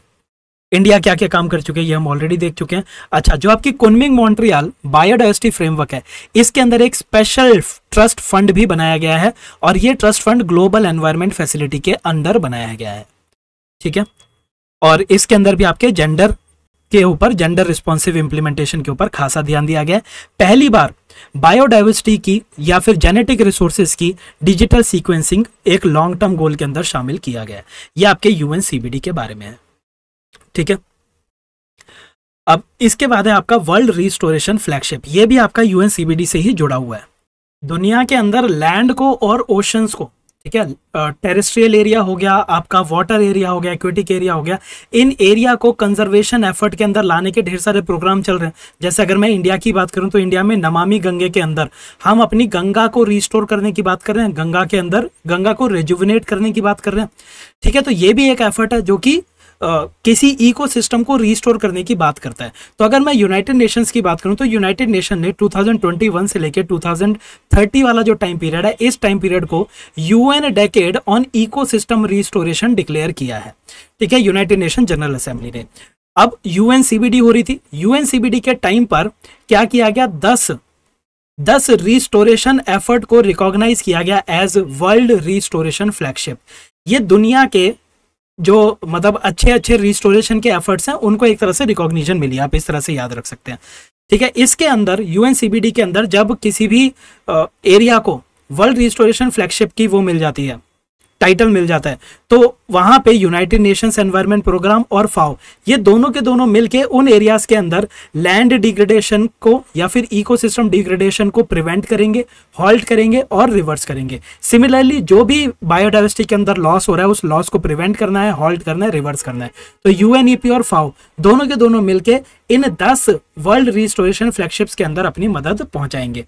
अब ये आपको याद रखना है कि ऐसे कौन कौन से एरियाज हैं जिनको वर्ल्ड रिस्टोरेशन फ्लैगशिप डिक्लेयर किया गया। मैप के ऊपर भी आप देखते रहना, देखिए अर्जेंटीना, पैराग्वे, ब्राजील, ये जो आपके साउथ अमेरिका के 3 देश हैं, इसके पास आपको वेरिड लैंडस्केप देखने को मिलते हैं। इन्होंने एक trinational Atlantic forest pact किया है जिसके अंदर ये साउथ अमेरिका के एटलांटिक फॉरेस्ट को रिस्टोर करने की बात कर रहे हैं। अच्छा, ये जो आपके 10 वर्ल्ड रिस्टोरेशन फ्लैगशिप आइडेंटिफाई किए हैं, इनसे लगभग 68 मिलियन हेक्टेयर का जो एरिया है वो एरिया अंडर कंजर्वेशन एफर्ट आ जाएगा, ठीक है, 68 मिलियन हेक्टेयर का। अगर हम trinational Atlantic forest pact की बात करें जो कि साउथ अमेरिका में लाई करता है, तो यहां से हमें 15 मिलियन हेक्टेयर फॉरेस्ट जो है वो कंजर्वेशन एफर्ट में आता हुआ दिखाई देता है। यूएई की बात की जाए तो अबू धाबी मरीन रिस्टोरेशन, जहां पे यूएई क्या कर रहा है, यूएई कोरल्स, मैंग्रोव्स और सी ग्रासेस को प्रोटेक्ट करने की बात कर रहा है, ठीक है। फिर आपके जो अफ्रीका के अंदर, अफ्रीका का साहेल रीजन आप मैप के ऊपर देखेंगे और मेरे को कमेंट सेक्शन में बताएंगे, ठीक है। साहेल रीजन के नीचे ही मैंने आपको क्या बताया था, आपकी ग्रेट ग्रीन वॉल बन रही है फ्रॉम सेनेगल टू जिबूती। ये वाला जो आपका साहेल रीजन है, इस साहेल रीजन के अंदर भी रिस्टोरेशन इफेक्ट चल रहे हैं और इसको great green wall for restoration and peace कहा जा रहा है। यहाँ पे हम सवाना ग्रास और फार्मलैंड को रिस्टोर करने की कोशिश कर रहे हैं। इंडिया का नमामि गंगे भी वर्ल्ड रिस्टोरेशन फ्लैगशिप के अंदर रिकॉग्नाइज किया गया है, ठीक है। नमामि गंगे के बारे में जरूर पढ़ के जाइएगा, बहुत ही इंपॉर्टेंट है। उम्मीद करता हूं ये आप पढ़ भी चुके होंगे, लेकिन इसको पढ़े बिना मत जाइएगा, ठीक। फिर उसके बाद आपका मल्टी कंट्री माउंटेन फ्लैगशिप जो कि आपके किर्गिस्तान, रवांडा, सर्बिया और युगांडा इस एरिया में चल रहा है, वो भी आपके उसमें आता है। स्मॉल आइलैंड डेवलपमेंट स्टेट्स हैं आपके कुछ जैसे वनुआतू, कोमोरोस, सेंट लूसिया, ये आएगा। 7वां है आपका central America dry corridor, Costa Rica, El Salvador और हंडुरास वाला जो एरिया है उस वाले एरिया को भी रिस्टोर करने की कोशिश की जा रही है, ठीक है। फिर आता है आपका एटलिन-डाला कंजर्वेशन जो कि कजाकिस्तान के अंदर आपका पड़ता है, ठीक है। यहाँ पे आपका साइगा एंटेलोप देखने को मिलता है। इंडोनेशिया का बिल्डिंग विद नेचर, इसके अंदर हम क्या करना चाह रहे हैं, इंडोनेशिया के कोस्ट को और भी ज्यादा रेजिलिएंट बनाना चाहते हैं, ठीक है। इंडोनेशिया का जो कोस्टल रीजन है उस कोस्टल रीजन के अंदर हम ऐसी अप्रोच फॉलो करना चाहते हैं जिसकी वजह से ये जो कोस्ट है ये कोस्ट और भी ज्यादा रेजिलिएंट हो जाए, ठीक है। रेजिलियंस इंक्रीज करना चाहते हैं हम। 7, 8, 9 और 10वां है हमारा चाइना का शेंशुई इनिशिएटिव जिसके अंदर हम 10 मिलियन हेक्टेयर की चाइना की लैंड को रिस्टोर करेंगे, ठीक है। तो ये भी आपके सीबीडी से ही जुड़ा हुआ था। यूएनसीबीडी के अंदर एक और इंपॉर्टेंट चीज याद रखनी कि आईयूसीएन ने एक रिस्टोरेशन बैरोमीटर रिपोर्ट भी रिलीज की थी। रिस्टोरेशन बैरोमीटर क्या देखता है, रिस्टोरेशन बैरोमीटर चेक करता है, मैंने आपको बॉन्ड चैलेंज बता दिया, बॉन्ड चैलेंज में हम 2030 तक कितना मिलियन हेक्टेयर रिस्टोर करना चाहते हैं, 350 मिलियन हेक्टेयर, ठीक है ना। तो बॉन्ड चैलेंज में कितनी प्रोग्रेस हो चुकी है ये ट्रैक करने का काम करती है रिस्टोरेशन बैरोमीटर रिपोर्ट, ठीक है। Restoration barometer tracks restoration progress across terrestrial ecosystem. Reports की फाइंडिंग ज़्यादातर आपके प्रीलिम्स के एग्जाम में नहीं पूछी जाती है, तो इसीलिए मैं मतलब इसको आप रीड कर लीजिएगा। और जो आपका ये रिस्टोरेशन बैरोमीटर है, ये सिर्फ और सिर्फ बॉर्न चैलेंज को नहीं देखता, वो देखता है कि जो आपके ग्लोबल बायोडाइवर्सिटी फ्रेमवर्क है उसके अंदर 30-30 के जो टारगेट्स थे वो अचीव हो रहे हैं या नहीं हो रहे, पेरिस एग्रीमेंट के टारगेट्स अचीव हो रहे हैं या नहीं हो रहे, लैंड डिग्रेडेशन न्यूट्रलिटी के टारगेट्स और 1 ट्रिलियन ट्रीज लगाने का टारगेट अचीव हो रहा है या नहीं। ठीक है, ये अभी तक जो हमने किया है, एक बारी मैं आपको दोबारा से अपने पुराने चार्ट पे लेके चलता हूं। हमने जो आपकी अर्थ समिट के बाद 3 रियो कॉन्फ्रेंस स्टार्ट होती हैं, यूएनएफसीसीसी, इसके बारे में जितनी इंपॉर्टेंट चीज थी वो देख ली, सीबीडी की देख ली, और एजेंडा 21 जिसमें स्पेशली हम यूएनसीसीडी के बारे में पढ़ रहे थे, इन चीजों को हम ऑलरेडी देख चुके हैं। बॉर्न चैलेंज देख लिया, रेड देख लिया। अब इसके अलावा ढेर सारे छोटे छोटे आपके इंटरनेशनल कन्वेंशंस हैं। सारे के सारे कन्वेंशंस की इंपॉर्टेंट चीजों को अब जल्दी से कवर करते हैं। स्टॉकहोम कन्वेंशन किससे डील करता है? स्टॉकहोम कन्वेंशन डील करता है with persistent organic pollutants. Persistent organic pollutants वो पॉल्यूटेंट्स होते हैं जो कि हमारे एनवायरनमेंट के अंदर परसिस्ट करते रहते हैं और हमारी फूड चेन का हिस्सा बन सकते हैं। तो अगर हमारी फूड चेन का हिस्सा बन सकते हैं तो वो बायो एक्यूमुलेशन और बायो मैग्निफिकेशन कर सकते हैं। इन दोनों की डेफिनेशन आपको क्लियरली पता होनी चाहिए। ठीक है, जो आपकी स्टॉकहोम कन्वेंशन है ये एक लीगली बाइंडिंग ट्रीटी है जो कि 2001 में साइन की गई थी, लेकिन इस ट्रीटी के अंदर यूएस, इजराइल, ये मलेशिया है, मलेशिया और इटली, यूएस, इजराइल, मलेशिया और इटली जो है उन्होंने स्टॉकहोम कन्वेंशन को साइन नहीं किया था, but India is a part of Stockholm convention. Stockholm convention आपके परसिस्टेंट ऑर्गेनिक पॉल्यूटेंट से डील करता है और स्टॉकहोम कन्वेंशन के अंदर यूएनईपी ने 12 पीओपीज की लिस्ट दी थी। इन 12 पीओपीज को यूएनईपी ने कहा था डर्टी डजन्स। डर्टी डजन क्यों कह रहे हैं? डजन का मतलब होता है 12 और डर्टी इसलिए क्योंकि ये हमारे फूड चेन में घुस के बायो एक्यूमुलेशन और बायो मैग्निफिकेशन करता है और हमारे लिए काफी ज्यादा हार्मफुल हो सकता है। तो जो स्टॉकहोम कन्वेंशन है वो क्या करता है? वो 3 लिस्ट बनाता है, एनेक्स ए, एनेक्स बी और एनेक्स सी। एनेक्स ए के अंदर जितने भी आपके पॉल्यूटेंट्स आते हैं, परसिस्टेंट ऑर्गेनिक पॉल्यूटेंट्स, इन सभी को एलिमिनेट करना है, इसीलिए एनेक्स ए को एलिमिनेशन लिस्ट कहा जाता है। सिर्फ कुछ ही चीजों के लिए इस लिस्ट में जो आइटम्स आते हैं, जो पीओपीज आते हैं, उनको सिर्फ कुछ ही चीजों के अंदर इस्तेमाल किया जा सकता है। एनेक्स बी के अंदर जो केमिकल्स आते हैं, जो पीओपीज आते हैं, ये पीओपीज इनकी मैन्युफैक्चरिंग, इनकी यूसेज और इनके ट्रेड के ऊपर रिस्ट्रिक्शन लगाई जाती है। ठीक है, इनको यूज किया जा सकता है बट रिस्ट्रिक्टेड है, मैन्युफैक्चर, यूसेज और ट्रेड पे रिस्ट्रिक्शन लगती है। एनेक्स सी के अंदर वो केमिकल्स हैं जो कि जिनका अनइंटेंशनल प्रोडक्शन और रिलीज जो है वो प्रोहिबिटेड है, यानी कि intentional production and intentional release, ये दोनों के दोनों अलाउड हैं। ठीक है, अनइंटेंटेड जो प्रोडक्शन है सिर्फ हम उनको इसमें रोकना चाहते हैं। तो डर्टी डजन्स की लिस्ट किसने दी थी? आपके यूएनईपी ने दी थी। किससे जुड़ा हुआ है? स्टॉकहोम कन्वेंशन से जुड़ा है। न्यूज में क्यों था? न्यूज में इसलिए था क्योंकि 5 केमिकल्स ऐसे हैं जिनको स्टॉकहोम कन्वेंशन के अंदर रिड्यूस और एलिमिनेट करने के लिए आइडेंटिफाई किया गया अभी। तो इन 5 में से 2 आपके फ्लेम रिटार्डेंट है, एक आपका स्टेबलाइजर है और 2 आपके पेस्टिसाइड्स है।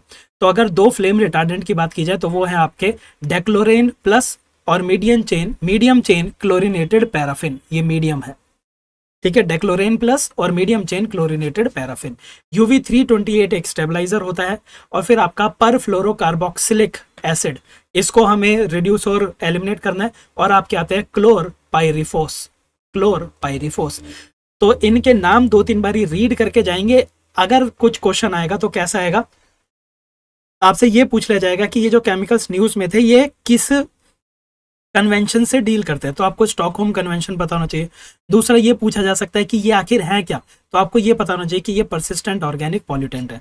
एक थोड़ा सा एनालिटिकल क्वेश्चन ये आ सकता है कि आपको लिस्ट दे दी जाएगी और पूछा जाएगा कि ये जो केमिकल्स हैं they are capable of bioaccumulation and biomagnification. Yes, they are capable of bioaccumulation and biomagnification. तो ये आपकी स्टॉकहोम कन्वेंशन है। ठीक है, फिर आता है आपका रॉटरडैम कन्वेंशन। रॉटरडैम कन्वेंशन आपके हैजार्डुअस सब्सटेंसेस से डील करता है, हैजार्डुअस सब्सटेंसेस से। ठीक है, इसके अंदर क्या किया जाता है? जैसे मैंने आपको वो बताया था कार्टेजेना प्रोटोकॉल।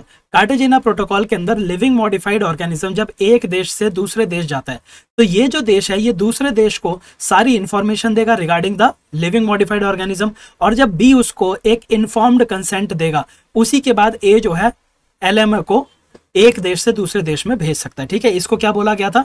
इसको बोला गया था एडवांस्ड इन्फॉर्म्ड एग्रीमेंट। ठीक है, ये आपके कार्टेजेना प्रोटोकॉल में था। रॉटरडैम कन्वेंशन में कुछ सिमिलर हो रहा है, लेकिन लिविंग मॉडिफाइड ऑर्गेनिज्म के लिए नहीं, ये हो रहा है हैजार्डुअस सब्सटेंसेस के लिए। तो जब भी हैजार्डुअस सब्सटेंस की ट्रेड होगी, एक देश से वो दूसरे देश की तरफ जाएगा, तो ये जो है ये सारी की सारी इंफॉर्मेशन बी को देगा, और बी जब अपना कंसेंट दे देगा, उसी के बाद हैजार्डुअस सब्सटेंस एक देश से दूसरे देश में ट्रेड किया जा सकता है। और यहाँ पे नाम दिया गया प्रायर इन्फॉर्म्ड कंसेंट का। यहाँ पे नाम क्या दिया गया? Prior informed consent. जो आपका रॉटरडैम कन्वेंशन है, it is legally binding, it is a legally binding treaty. ठीक है, रॉटरडैम कन्वेंशन के अंदर भी आपको अलग अलग लिस्ट बनी हुई दिखाई देती है, जिसमें जो केमिकल्स आपके रॉटरडैम कन्वेंशन की एनेक्स 3 लिस्ट में आते हैं, सिर्फ उन्हीं के लिए प्रायर इन्फॉर्म्ड कंसेंट चाहिए होता है। ठीक है, लगभग 52 केमिकल्स ऐसे हैं जिनके लिए हमें प्रायर इन्फॉर्म्ड कंसेंट चाहिए उनकी ट्रेडिंग करने से पहले। न्यूज़ में क्यों थे? न्यूज़ में थे 2 केमिकल्स जिनके ऊपर रिस्ट्रिक्शन अभी लगाई जा रही है। कौन कौन से 2 केमिकल हैं? एक है आपका टर्ब्यूफॉस। टर्ब्यूफॉस सॉइल इंसेक्टिसाइड की तरह काम करता है, और टर्ब्यूफॉस मरीन ऑर्गेनिज्म की जो बायोडाइवर्सिटी है उसको बहुत ज़्यादा हार्म कर रहा था। ठीक है, इंडिया के लिए ये क्यों इंपॉर्टेंट है, और मैं पहले टर्ब्यूफॉस क्यों बता रहा हूँ? Because India exports this chemical. India terbufos को दूसरे देशों में एक्सपोर्ट करता है।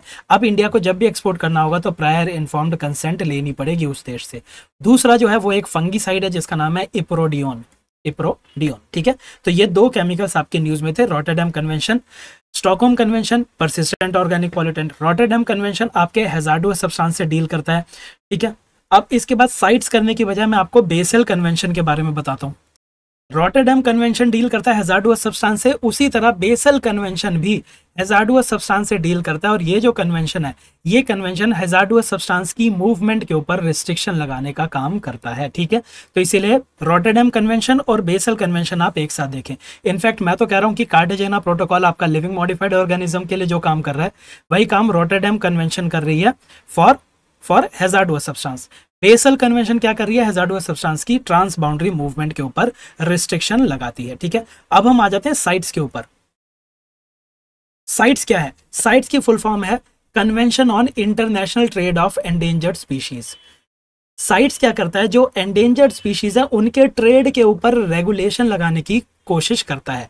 साइट्स का हेडक्वार्टर आपके जिनेवा स्विट्जरलैंड के अंदर है, और इसको इंप्लीमेंट करती है यूएनईपी। बहुत इंपॉर्टेंट है। ठीक है, साइट्स के अंदर भी आपको 3 लिस्ट देखने को मिलती है, अपेंडिक्स 1, 2 एंड 3। अपेंडिक्स 1 के अंदर जितनी भी स्पीशीज के नाम लिखे हैं, ये माना जाता है कि ये स्पीशीज एक्सटिंक्शन से थ्रेटन्ड है। These species are threatened with extinction, और इनका इंटरनेशनल ट्रेड पूरी तरह से प्रोहिबिटेड है। सिर्फ और सिर्फ साइंटिफिक रिसर्च अलाउड है।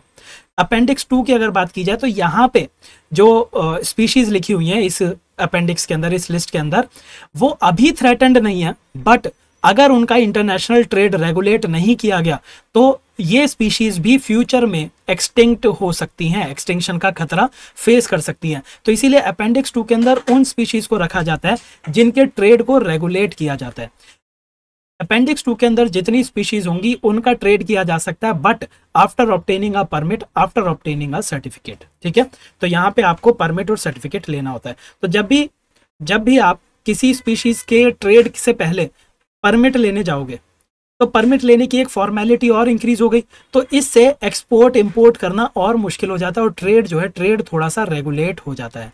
अब ये न्यूज के अंदर इसलिए था क्योंकि अपेंडिक्स 2 के अंदर एक स्पीशीज आती है प्लांट की जिसका नाम है डेल्बार्जिया शीशु। डेल्बार्जिया शीशु जो है वो नॉर्थ इंडियन रोजवुड के नाम से भी जानी जाती है। इंडिया के अंदर ये जो नॉर्थ इंडियन रोजवुड है या फिर डेल्बार्जिया शीशु है, जिसको हम शीशम भी बोलते हैं, ये इंडिया के अंदर अबंडेंस में होता है। इंडिया कहता है कि आपने इसके ऊपर रेगुलेशन लगा रखी है, वो ठीक है, लेकिन इंडिया के अंदर ये बहुत ज्यादा होता है, तो इसको अपेंडिक्स 2 से हटा दो ताकि इंडिया जो है वो इस शीशम का एक्सपोर्ट कर सके। इंडिया के अंदर बहुत सारे आर्टिजन्स और वो हैं ट्रेडिशनल हैंडीक्राफ्ट्स वाले हैं जो कि डेल्बार्जिया शीशु या फिर इस रोजवुड के ऊपर काम करते हैं, और उनकी कारीगरी किए हुए जो आइटम्स होते हैं, आर्टिकल्स होते हैं, उन आर्टिकल्स को वो पूरी दुनिया के अंदर बेचते हैं। तो इसीलिए इंडिया चाहता था कि डेल्बार्जिया शीशु को जो है अपेंडिक्स 2 से हटा दिया जाए। इसको हटाया नहीं गया, लेकिन रिलैक्सेशन कर दी है। क्या है? पहले अगर कोई भी कंसाइनमेंट 10 किलोग्राम से ज्यादा का होता था तो उसके लिए परमिट चाहिए होता था। ठीक है, लेकिन अब क्या कर दिया, इस लिमिट को थोड़ा सा इंक्रीज कर दिया है। तो ये आपको याद रखना है अपेंडिक्स 2। अपेंडिक्स 3 क्या है? अपेंडिक्स 3 का मतलब है इसके अंदर मान लीजिए कोई देश है और ये देश किसी स्पीशीज को प्रोटेक्ट करता है और ये चाहता है कि साइट्स के बाकी जो मेंबर देश हैं वो इस देश की मदद करें इस स्पीशीज को प्रोटेक्ट करने में। तो ये जो देश है ये साइट्स से रिक्वेस्ट कर सकता है कि इस स्पीशीज को अपेंडिक्स 3 में डाल दें, ताकि साइट्स के जितने भी मेंबर हैं उनको ये पता चल जाए कि इस स्पीशीज की प्रोटेक्शन में मदद करनी है। ठीक है, तो अपेंडिक्स 1 में कोई ट्रेड नहीं, ट्रेड प्रोहिबिटेड है, सिर्फ साइंटिफिक रिसर्च के लिए आप एक जगह से दूसरी जगह पहुंचा सकते हैं स्पीशीज को। सेकंड के अंदर रेगुलेटेड ट्रेड है, परमिट या सर्टिफिकेट चाहिए होता है, डेलबार्ज या शीशु आपको याद रखना है। अपेंडिक्स 3 के अंदर आप मदद मांग रहे हो दूसरों से। ठीक है, न्यूज में क्यों था? क्योंकि अभी साइट्स की जो मीटिंग हुई थी जिसको कॉन्फ्रेंस ऑफ पार्टी कहते हैं, साइट्स की COP19 हुई थी पनामा के अंदर, पनामा के अंदर। ठीक है, इसमें सी क्यूकम्बर को अपेंडिक्स 2 के अंदर डाल दिया गया, प्लस जो रोजवुड के ट्रेड है उसके ऊपर कुछ रिलैक्सेशन दी गई है। साइट्स को हम वॉशिंगटन कंसेंसस के नाम से भी जानते हैं। CITES is also known as Washington consensus. It is a part of UNEP। ठीक है, साइट्स 7 ग्रुप के साथ मिलकर काम करता है। UNCBD ऑलरेडी देख चुके हैं, रामसर कन्वेंशन अभी थोड़ी देर में देखेंगे, बॉन कन्वेंशन भी हमें थोड़ी देर में देखना है। फिर आता है आपका plant protection convention, international sea treaty, world heritage convention and CITES. CITES हम ऑलरेडी देख चुके हैं। ठीक है, मोस्ट लाइकली ये सारी देखेंगे हम। अगर कोई इनमें से मिस हो जाता है तो ये आपकी रिस्पॉन्सिबिलिटी है कि इन 7 को आप अच्छे से पढ़ के जाएंगे। ठीक है, चलिए साइट्स का मैं आपको ऑलरेडी बता चुका हूँ। ये शीशम के बारे में कुछ एक्स्ट्रा इन्फॉर्मेशन है। शीशम क्या है? शीशम एक डेसिडुअस ट्री होता है जो कि 25 से 30 मीटर तक की हाइट का जा सकता है, and it is native to Indian subcontinent. पूरे के पूरे इंडियन सब कॉन्टिनेंट के अंदर आपको ये उगता हुआ दिखाई देगा। सदर्न ईरान से लेके हिमालयन ट्रैक्स पर यह उगता हुआ दिखाई देता है। ठीक है, रावी से लेके आसाम तक आपको शीशम उगता हुआ दिखाई देगा। एक और चीज आप याद रखेंगे, शीशम is the state tree of Punjab. Very important, it is the state tree of Punjab. बहुत ही ज्यादा ड्यूरेबल होता है, लाल कलर की इसकी टेबल बनती है। ठीक है, एक ऑपरेशन टॉर्च शील्ड है। ऑपरेशन टॉर्च शील्ड जो है इंडिया का wild life crime control bureau जो है वो इसको रन करता है। ठीक है, ये भी आपके इंटरनेशनल ट्रेड को रोक रहा है इस जानवर की। ठीक है, और अफ्रीकन एलिफेंट, अफ्रीका के कुछ एलिफेंट्स आपके अपेंडिक्स 1 में आते हैं, कुछ आपके अपेंडिक्स 2 के अंदर आते हैं। ठीक है, ये आपके कुछ न्यूज में चीजें चल रही थी। अच्छा, साइट्स जो है ये एंडेंजर्ड स्पीशीज के इंटरनेशनल ट्रेड को रेगुलेट करने के लिए साइट्स कुछ ऑर्गेनाइजेशन के साथ मिलकर काम करता है, जैसे कि माइक की फुल फॉर्म है monitoring illegal killing of elephant. ठीक है, तो नाम से ही समझ गए होंगे इसका काम क्या है। दूसरा एटिस है एलिफेंट ट्रेड इंफॉर्मेशन सिस्टम। तीसरा है आपका ट्रैफिक जो है IUCN और WWF के अंदर मिलके बना था, और ट्रैफिक का काम क्या है? जो भी एनिमल्स का इलीगल ट्रेड हो रहा है ये उसको चेक करता रहता है। ठीक है, अब हम आ जाते हैं बॉन कन्वेंशन के ऊपर। ठीक है, बॉन कन्वेंशन को हम कन्वेंशन ऑन माइग्रेटरी स्पीशीज भी कहते हैं। सिंपल याद रखना है। स्टॉकहोम कन्वेंशन आपके POPs के लिए थी, रॉटरडैम कन्वेंशन आपके हैजार्डियस सब्सटेंस के लिए है, और बेसल कन्वेंशन ये भी आपके हैजार्डियस सब्सटेंस के लिए है। साइट्स क्या है? एंडेंजर्ड स्पीशीज के इंटरनेशनल ट्रेड को रेगुलेट करने के लिए है। बॉन कन्वेंशन की अगर हम बात करें या फिर कन्वेंशन ऑन माइग्रेटरी स्पीशीज की बात करें तो बॉन कन्वेंशन माइग्रेटरी स्पीशीज को कंजर्व करने की बात करता है। यहाँ पे आपका होमवर्क है कि इंडिया से कौन सा फ्लाईवे होके जाता है, ये आपको पता लगाना है। इंडिया से कौन सा फ्लाईवे होके जाता है। ठीक है, बॉन कन्वेंशन माइग्रेटरी स्पीशीज का है। ठीक है, फिर हम देखते हैं international seed treaty. International seed treaty का अगर पूरा नाम देखा जाए तो वो है international treaty on plant genetic resource for food and agriculture. ठीक है, international treaty on plant genetic resource for food and agriculture. इसके अंदर क्या किया जाता है? ठीक है, ये ट्रीटी आपके 2004 में आई थी। इसके अंदर हम प्लांट के जेनेटिक रिसोर्सेज को प्रोटेक्ट करने की कोशिश करते हैं। प्लांट के जेनेटिक रिसोर्सेज का क्या मतलब है कि प्लांट के सीड्स हो गए, प्लांट के फ्रूट्स हो गए, प्लांट के पोलन्स, टिश्यूज, इन सब चीज़ों को हम प्रोटेक्ट करके रखना चाहते हैं। क्यों? क्योंकि जब हमारे पास किसी प्लांट की ये सारी चीज़ें होंगी तो हमारे पास उस प्लांट की जेनेटिक इंफॉर्मेशन है और हम उस प्लांट को आगे फ्यूचर में भी कभी ना कभी उगा सकते हैं। ठीक है, इसके साथ साथ जो फार्मर्स होते हैं, ढेर सारे प्लांट्स ऐसे हैं जो फार्मर्स खुद ही ब्रीड करते हैं। जैसे उनके खेत पे 2 तरह के चावल होते थे, फार्मर्स ने इन दोनों की क्रॉस ब्रीडिंग करा दी और एक 3rd वैरायटी ऑफ राइस बन गया। ठीक है, तो जो फार्मर्स हैं, फार्मर्स खुद ये ब्रीडिंग करा करा के नए नए जेनेटिक रिसोर्सेज को क्रिएट करते रहते हैं। तो फार्मर्स के इस एफर्ट को भी रिकॉग्नाइज करने की, प्रोटेक्ट करने की जरूरत थी, जिसके लिए इंटरनेशनल सीड ट्रीटी या फिर international treaty on plant genetic resources for food and agriculture आती है। ठीक है, इसको गवर्न करने के लिए आपकी एक बॉडी भी बनाई गई है। ठीक है, बॉडी का नाम आपके वही ट्रीटी के नाम पर है, इसीलिए वो आप देख लेंगे। इसमें याद रखने वाली बात यह है कि हम क्या कर रहे हैं, जो सीड्स होते हैं, सीड्स को बहुत ही एक्सट्रीमली कोल्ड टेम्परेचर्स पे प्रिजर्व करके रख रहे हैं, ताकि मान लीजिए कोई एक एरिया है, ये पूरी दुनिया का ये एरिया, यहाँ पे एक पर्टिकुलर प्लांट उगता है।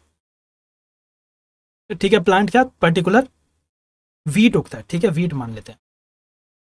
अब मान लो इस एरिया में बाढ़ आ गई और ये पूरा का पूरा एरिया जो है वो डूब गया, तो जो ये वीट की वैरायटी है, ये वीट की वैरायटी भी पूरी तरह से लॉस्ट हो जाएगी, खत्म हो जाएगी। तो हमने क्या किया, इस वीट का एक बीज लेके क्या कर दिया, एक एक्सट्रीमली कोल्ड एरिया के अंदर इसको प्रिजर्व करके रख दिया। इस एरिया के अंदर हमने सीड वोल्ट बनाया, सीड वोल्ट बनाया है स्वालबार्ड के अंदर। स्वालबार्ड के अंदर आपको एक सीड वोल्ट देखने को मिलता है। इंडिया के सीड वोल्ट की अगर बात की जाए तो इंडिया का सीड वोल्ट चांगला लद्दाख के अंदर आपको देखने को मिलेगा। सीड्स को प्रोटेक्ट करने की 3 टेक्निक्स होती हैं। एक होता है आपका फील्ड जीन बैंक, दूसरा इन विट्रो बैंक और तीसरा होता है आपका cryo bank. Field gene bank के अंदर क्या किया जाता है, प्लांट के जीन को एक आर्टिफिशियल एनवायरनमेंट के अंदर प्रिजर्व किया जाता है। इन विट्रो के अंदर क्या करेंगे, इन विट्रो के अंदर जो फील्ड होती है, एक फील्ड को एक जेली से फिल कर दिया जाता है, जेली से फिल कर दिया जाता है। यहीं पे ही हम कुछ न्यूट्रिशन डाल देते हैं, प्लांट को जिस तरह का टेम्परेचर चाहिए होता है वो टेम्परेचर दे देते हैं, और ये सारी चीज़ देने के बाद हम जो भी प्लांट होता है उस प्लांट को स्टोर करके रख लेते हैं। ठीक है, प्लांट्स का बड या फिर उनके मेरिस्मेटिक सेल्स जो होते हैं उनको प्रिजर्व किया जाता है एक जेली फील्ड में, जेली फील्ड एनवायरनमेंट में। ये कोई भी कंटेनर भी हो सकता है और फील्ड भी हो सकती है। यहाँ पे पर्टिकुलर टेम्परेचर, लाइट की कंडीशंस, ये सब मेंटेन करके रखी जाती है, प्रॉपर न्यूट्रिशन दिया जाता है। क्रायो बैंक का क्या मतलब है, क्रायो मतलब एक्सट्रीमली कोल्ड टेम्परेचर। क्रायो का मतलब होता है एक्सट्रीमली कोल्ड टेम्परेचर। तो जो प्लांट के सीड्स होते हैं उनको एक्सट्रीमली कोल्ड टेम्परेचर यानी -196 डिग्री सेल्सियस पर लिक्विड नाइट्रोजन को यूज करके प्रिजर्व किया जाता है। ठीक है, अब न्यूज में इसलिए था क्योंकि ये जो हमारी इंटरनेशनल सीड ट्रीटी है, इसका 9th सेशन जो है उसकी गवर्निंग बॉडी की मीटिंग इंडिया ने होस्ट की थी। ठीक है, इसी में एक नेशनल बॉडी भी बहुत इंपॉर्टेंट हो जाती है। क्या नाम है उसका, उसका नाम है आपका national bureau of plant genetic resources, जिसको हमने 1976 में स्टैब्लिश किया था। ये जो आपका national bureau of plant genetic resources है, ये इंडिया में प्लांट से जुड़ी हुई जो एक्टिविटीज हो रही हैं, सीड्स को प्रोटेक्ट करना है, उन सबकी नोडल एजेंसी है। ठीक है, सीड के लिए कौन सी बनी हुई है, सीड के लिए बनी हुई है national bureau of plant genetic resources. मैं अगर प्लांट की जगह एनिमल लगा दूं तो हमारा बन जाएगा national bureau of animal genetic resources, जो कि करनाल हरियाणा के अंदर है। जो काम national bureau of plant genetic resource कर रही है वही आपका national bureau of animal genetic resource करती है, बट फॉर एनिमल। तो हमारा जो नेशनल एनिमल जीन बैंक है वो भी आपके करनाल हरियाणा के अंदर आपको देखने को मिलेगा। जो आपकी national bureau of plant genetic resource है वो ministry of agriculture and farmers welfare मंत्रालय के अंदर आती है, और ये ICAR का एक इंस्टीट्यूट है। ठीक है, अब यहाँ पे आपको एक कन्वेंशन दिख रही होगी, मिनामाटा। मिनामाटा मरकरी से जुड़ी हुई आपकी कन्वेंशन है। ठीक है, मरकरी की वजह से एक बीमारी होती है जिसका नाम है मिनामाटा, इसीलिए मिनामाटा कन्वेंशन आपकी मरकरी से जुड़ी हुई होती है। ठीक है, अब एक और कन्वेंशन जो हम देखेंगे वो है आपकी रामसर कन्वेंशन। रामसर कन्वेंशन आपके वेटलैंड से डील करता है। तो सबसे पहली चीज तो आपको यही पता होनी चाहिए कि वेटलैंड क्या होते हैं। वेटलैंड कोई भी ऐसा एरिया जो कि 6 मीटर पानी से मतलब ऐसा पानी से ढका हुआ एरिया जिसमें पानी की जो गहराई है वो 6 मीटर से ज्यादा की ना हो। ठीक है, तो ये आपका वेटलैंड कहलाया जाता है। वेटलैंड को कंजर्व करने के लिए रामसर कन्वेंशन आई है। रामसर कन्वेंशन 3 प्रिंसिपल्स पे काम करता है। पहला प्रिंसिपल यह है कि हर वेटलैंड का वाइज यूज होना चाहिए। दूसरा प्रिंसिपल क्या है, दूसरा प्रिंसिपल है कि जो भी ऐसे वेटलैंड है, किसी भी देश के अंदर जो भी ऐसे वेटलैंड है जो कि इंटरनेशनल इंपॉर्टेंस के हैं, इन वेटलैंड को रामसर लिस्ट पे लिस्ट कराना होगा। अगर कोई वेटलैंड रामसर लिस्ट में आ जाता है तो उस वेटलैंड को कंजर्व करने की जिम्मेदारी बन जाती है गवर्नमेंट की, कि गवर्नमेंट हर एक नेसेसरी स्टेप लेगा उस वेटलैंड को कंजर्व करने के लिए। ठीक है, और तीसरा प्रिंसिपल क्या होता है रामसर कन्वेंशन का, कि जितने भी ट्रांस बाउंड्री वेटलैंड्स हैं, इन ट्रांस बाउंड्री वेटलैंड्स को प्रोटेक्ट करने के लिए देश आपस में कोऑपरेट करेंगे। ठीक है, ये आपका रामसर कन्वेंशन है। रामसर कन्वेंशन के अंदर आपकी एक तो रामसर लिस्ट बन रही है। रामसर लिस्ट है उन सभी वेटलैंड्स की लिस्ट जो कि इंटरनेशनल इंपॉर्टेंस के वेटलैंड है। कुछ वेटलैंड ऐसे होंगे जहां पे इकोलॉजिकल कुछ वेटलैंड्स ऐसे होंगे जिनके इकोलॉजिकल कंडीशंस के अंदर, इकोलॉजिकल कैरेक्टरिस्टिक्स के अंदर, इकोलॉजिकल कैरेक्टरिस्टिक्स के अंदर या तो कुछ चेंजेस आ चुके होंगे, या तो कुछ चेंजेस आ रहे होंगे, या तो कुछ चेंजेस आ सकते होंगे। अगर कोई वेटलैंड ऐसा है जिसके इकोलॉजिकल कैरेक्टर में चेंज आ चुके हैं, आ रहे हैं, या फिर आ सकते हैं, तो उनको एक अलग लिस्ट पे रखा जाएगा, मॉन्ट्रियो रिकॉर्ड। मॉन्ट्रियो रिकॉर्ड रामसर लिस्ट का ही एक हिस्सा है, लेकिन मॉन्ट्रियो रिकॉर्ड क्या बताता है कि कौन कौन से वेटलैंड ऐसे हैं जिनके इकोलॉजिकल कैरेक्टर चेंज हो चुके हैं, हो रहे हैं, या फिर हो सकते हैं। इंडिया के अभी तक 3 वेटलैंड्स हैं जो कि कभी मॉन्ट्रियो रिकॉर्ड पे रह चुके हैं। कौन कौन से 3? आपकी लोकटक लेक, केलादेव और चिल्का लेक। चिल्का लेक जो है वो कभी मॉन्ट्रियो रिकॉर्ड पे रही थी, लेकिन फिर हमने चिल्का लेक के अंदर कुछ इंप्रूवमेंट करी, इसके इकोलॉजिकल कैरेक्टर्स को रीस्टोर कर दिया, और उसके बाद से चिल्का लेक को हम मॉन्ट्रियो रिकॉर्ड से हटा चुके हैं। तो आज की डेट में इंडिया के केवल 2 वेटलैंड्स हमें मॉन्ट्रियो रिकॉर्ड पे देखने को मिलते हैं, एक है आपका लोकटक और दूसरा है आपका केलादेव। रामसर कन्वेंशन न्यूज में क्यों था? क्योंकि इंडिया के 26 नए वेटलैंड को रामसर लिस्ट पे इंक्लूड किया गया है, और अब इंडिया के टोटल 75 वेटलैंड्स हैं जो कि आपको रामसर लिस्ट पर देखने को मिलते हैं। ठीक है, ये सारे के सारे आपके इंटरनेशनल कन्वेंशंस बहुत ही इंपॉर्टेंट है। ठीक है, अब देखते हैं कि अगर कोई और बची है तो।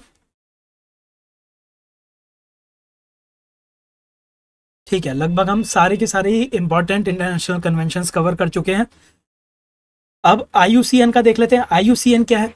IUCN की फुल फॉर्म है international union for conservation of nature. ठीक है, international union for conservation of nature.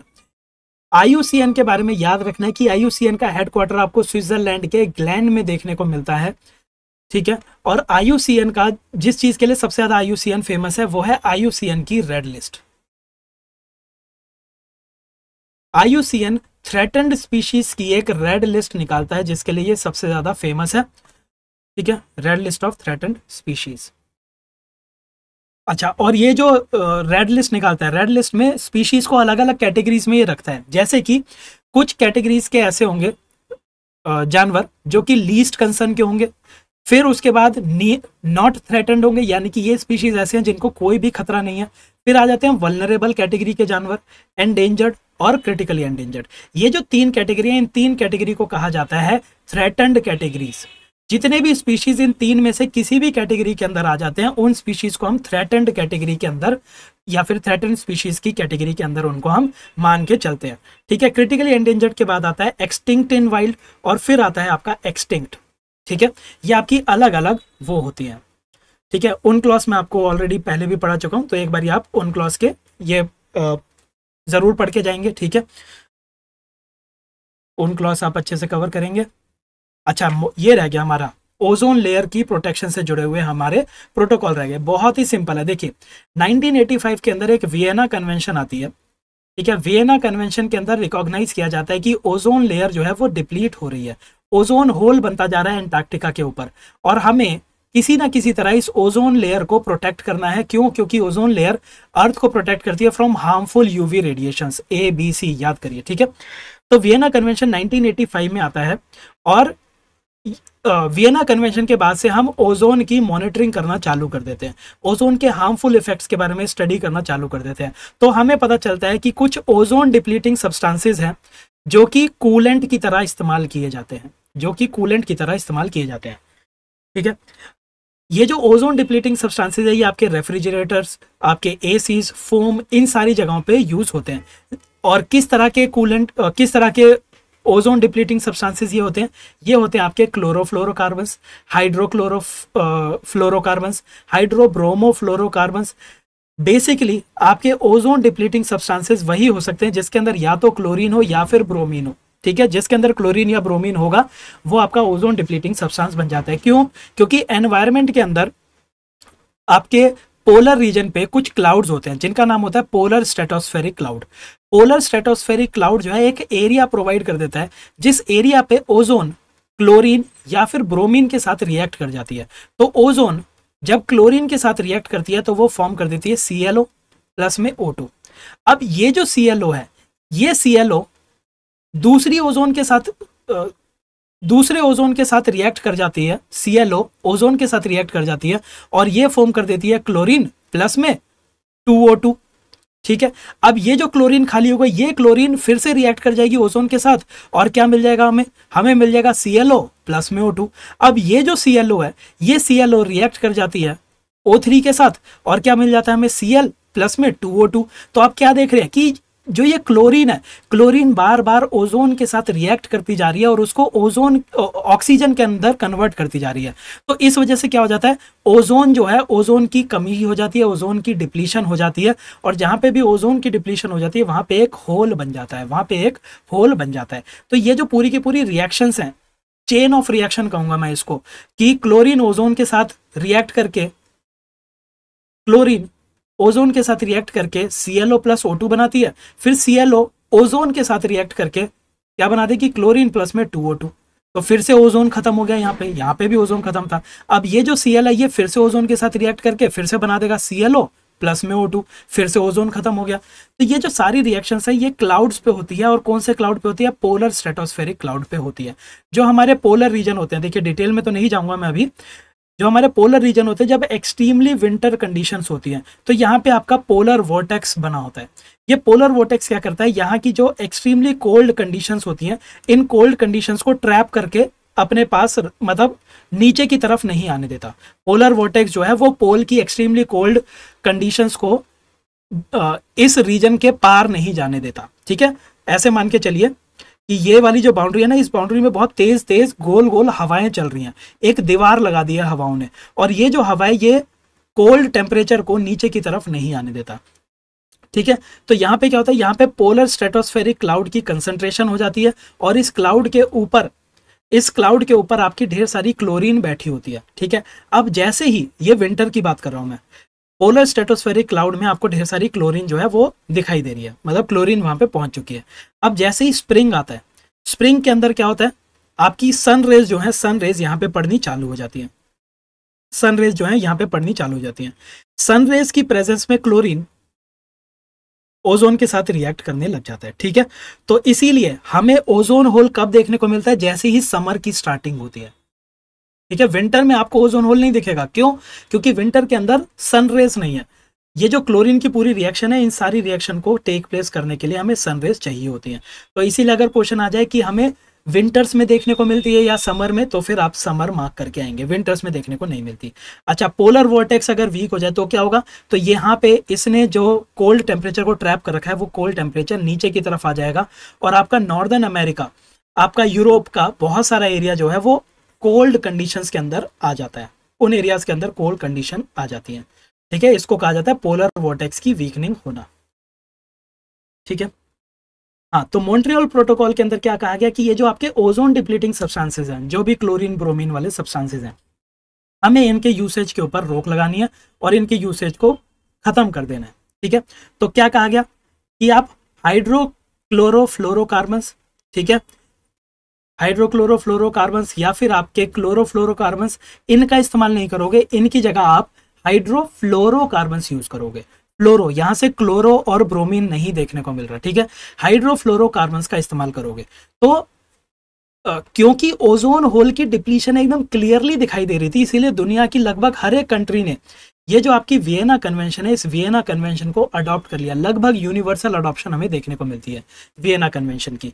Vienna convention आने के बाद हमने हाइड्रोक्लोरोफ्लोरोकार्बन्स, क्लोरोफ्लोरोकार्बन्स, हाइड्रोब्रोमोफ्लोरोकार्बन्स, इन सब को एलिमिनेट कर दिया और इनकी जगह हम हाइड्रोफ्लोरोकार्बन्स इस्तेमाल करने लगे। हाइड्रोफ्लोरोकार्बन जो है ये ओजोन डिप्लीटिंग सब्सटेंस नहीं है, लेकिन हाइड्रोफ्लोरोकार्बन, याद करिए हमने क्योटो प्रोटोकॉल में पढ़ा था, ये एक ग्रीन हाउस गैस है। ये एक ग्रीन हाउस गैस है, मैंने बताया था ना फ्लोरिनेटेड गैसेस, ये फ्लोरिनेटेड गैस है। तो हाइड्रोफ्लोरोकार्बन का जब हम इस्तेमाल करने लगे तो भले ही वो ओजोन को डिप्लीट नहीं कर रहा था, लेकिन वो ग्रीन हाउस गैस में कंट्रीब्यूट कर रहा था और इसकी वजह से ग्रीन हाउस इफेक्ट जो है वो हमें बहुत ज्यादा देखने को मिल रहा था। तो इसीलिए अब क्या कहा गया, ये जो हमारा वियना कन्वेंशन आई थी, वियना कन्वेंशन को इंप्लीमेंट करने के लिए मॉन्ट्रियल प्रोटोकॉल आया। जैसे क्योटो उसको United Nations framework convention to combat, United Nation framework convention to climate change जो होता है, इसको इंप्लीमेंट करने के लिए क्योटो प्रोटोकॉल आया था। कन्वेंशन के बाद प्रोटोकॉल आता है, वैसे ही वियना कन्वेंशन के बाद मॉन्ट्रियल प्रोटोकॉल आया। मॉन्ट्रियल प्रोटोकॉल के अंदर हमने इन सब को एलिमिनेट करने की बात कही और इनकी जगह हम HFCs यूज करेंगे, ये बात कही, ठीक है। लेकिन फिर हमें पता चला कि HFC जो है वो ग्रीन हाउस गैस है, तो HFC को भी एलिमिनेट करना है। तो मॉन्ट्रियल प्रोटोकॉल को अमेंड किया गया किगाली अमेंडमेंट से, और हमने क्या किया, हमने कहा कि HFCs की जगह अब हाइड्रोफ्लोरोओलेफिन्स को इस्तेमाल करो, क्योंकि हाइड्रोफ्लोरोओलेफिन्स ना तो ओजोन को डिप्लीट करेगा, ना ही ये ग्रीन हाउस गैस है, ठीक है। तो अब सवाल आ जाए कि मॉन्ट्रियल प्रोटोकॉल के अंदर एक गैस ऐसी है जो कि ओजोन डिप्लीटिंग नहीं है, लेकिन उसके बावजूद भी उसको एलिमिनेट किया जा रहा है अंडर मॉन्ट्रियल प्रोटोकॉल। वो गैस कौन सी है, तो वो आपकी हाइड्रोफ्लोरोकार्बन्स है। हाइड्रोफ्लोरोकार्बन्स वुड बी रिप्लेस्ड बाय हाइड्रोफ्लोरोओलेफिन्स। यहाँ पे अलग अलग देशों को अलग अलग टाइमलाइन दी गई है इसको हाइड्रोफ्लोरोकार्बन्स को एलिमिनेट करने की। जैसे कि जो रिच नेशंस हैं, रिच नेशन से कहा गया कि हाइड्रोफ्लोरोकार्बन की कंजम्पशन को फ्रीज कर दो 2013 तक और उसको रिड्यूस करना चालू करो। 2036 में 15% रिडक्शन हो जानी चाहिए, ठीक है। ये रिच नेशंस के लिए बोला। चाइना, ब्राजील जैसे देशों के लिए क्या बोला गया कि आप 2024 तक हाइड्रोफ्लोरोकार्बन की यूसेज को फ्रीज कर दो और फिर उसके बाद 2045 तक उसमें 20% रिडक्शन आनी चाहिए। इंडिया, पाकिस्तान को बोला गया कि 2028 को आप फ्रीज कर देना और 2047 तक 15% रिडक्शन आ जानी चाहिए। तो ये अलग अलग टारगेट दिए, अलग अलग टारगेट आपसे नहीं पूछे जाएंगे, लेकिन किस चीज से डील करता है किगाली अमेंडमेंट ये आपको पता होना चाहिए। इंडिया जो है, India is a party to Montreal protocol, ठीक है। एक बार ये न्यूज आप देख लेना कि कौन सी थीम चल रही थी। फिर यूएनईपी का हेडक्वार्टर कहाँ पे है, ये आपका नायरोबी के अंदर है, ठीक है। यूएनईपी कुछ रिपोर्ट्स पब्लिश करता है, ये जो रिपोर्ट्स हैं इन रिपोर्ट्स के बारे में आपको पता होना चाहिए। कौन कौन सी रिपोर्ट पब्लिश कर रहा है, global environment outlook report, adaptation gap report, triple emergency, cooling emission and policy synthesis report, ठीक है ये, ठीक है। और फिर कुछ एग्रीमेंट्स है जो यूएनईपी एडमिनिस्टर करता है, sites, CMS, Vienna convention, basal convention, CBD, Rotterdam convention, Stockholm convention, Minamata convention, सारे के सारे देख चुके हम एक एक करके, ठीक है ना। ये जो PDF है, अगर आपको PDF चाहिए तो आप हमारा टेलीग्राम चैनल ज्वाइन कर सकते हैं, एग्जाम क्वेस्ट 247, ठीक है। यहाँ पे आपको मैं ये PDF प्रोवाइड कर दूंगा, आप वहां से PDF देख सकते हैं, ठीक है। तो ये सारे के सारे हमारे इंटरनेशनल एफर्ट्स थे जो कि आपको पता होने चाहिए। अब एक बारी जल्दी जल्दी नेशनल एफर्ट्स भी देखते चलते हैं कि कौन कौन से नेशनल एफर्ट्स हैं, मतलब इंडिया क्या क्या काम कर रही है।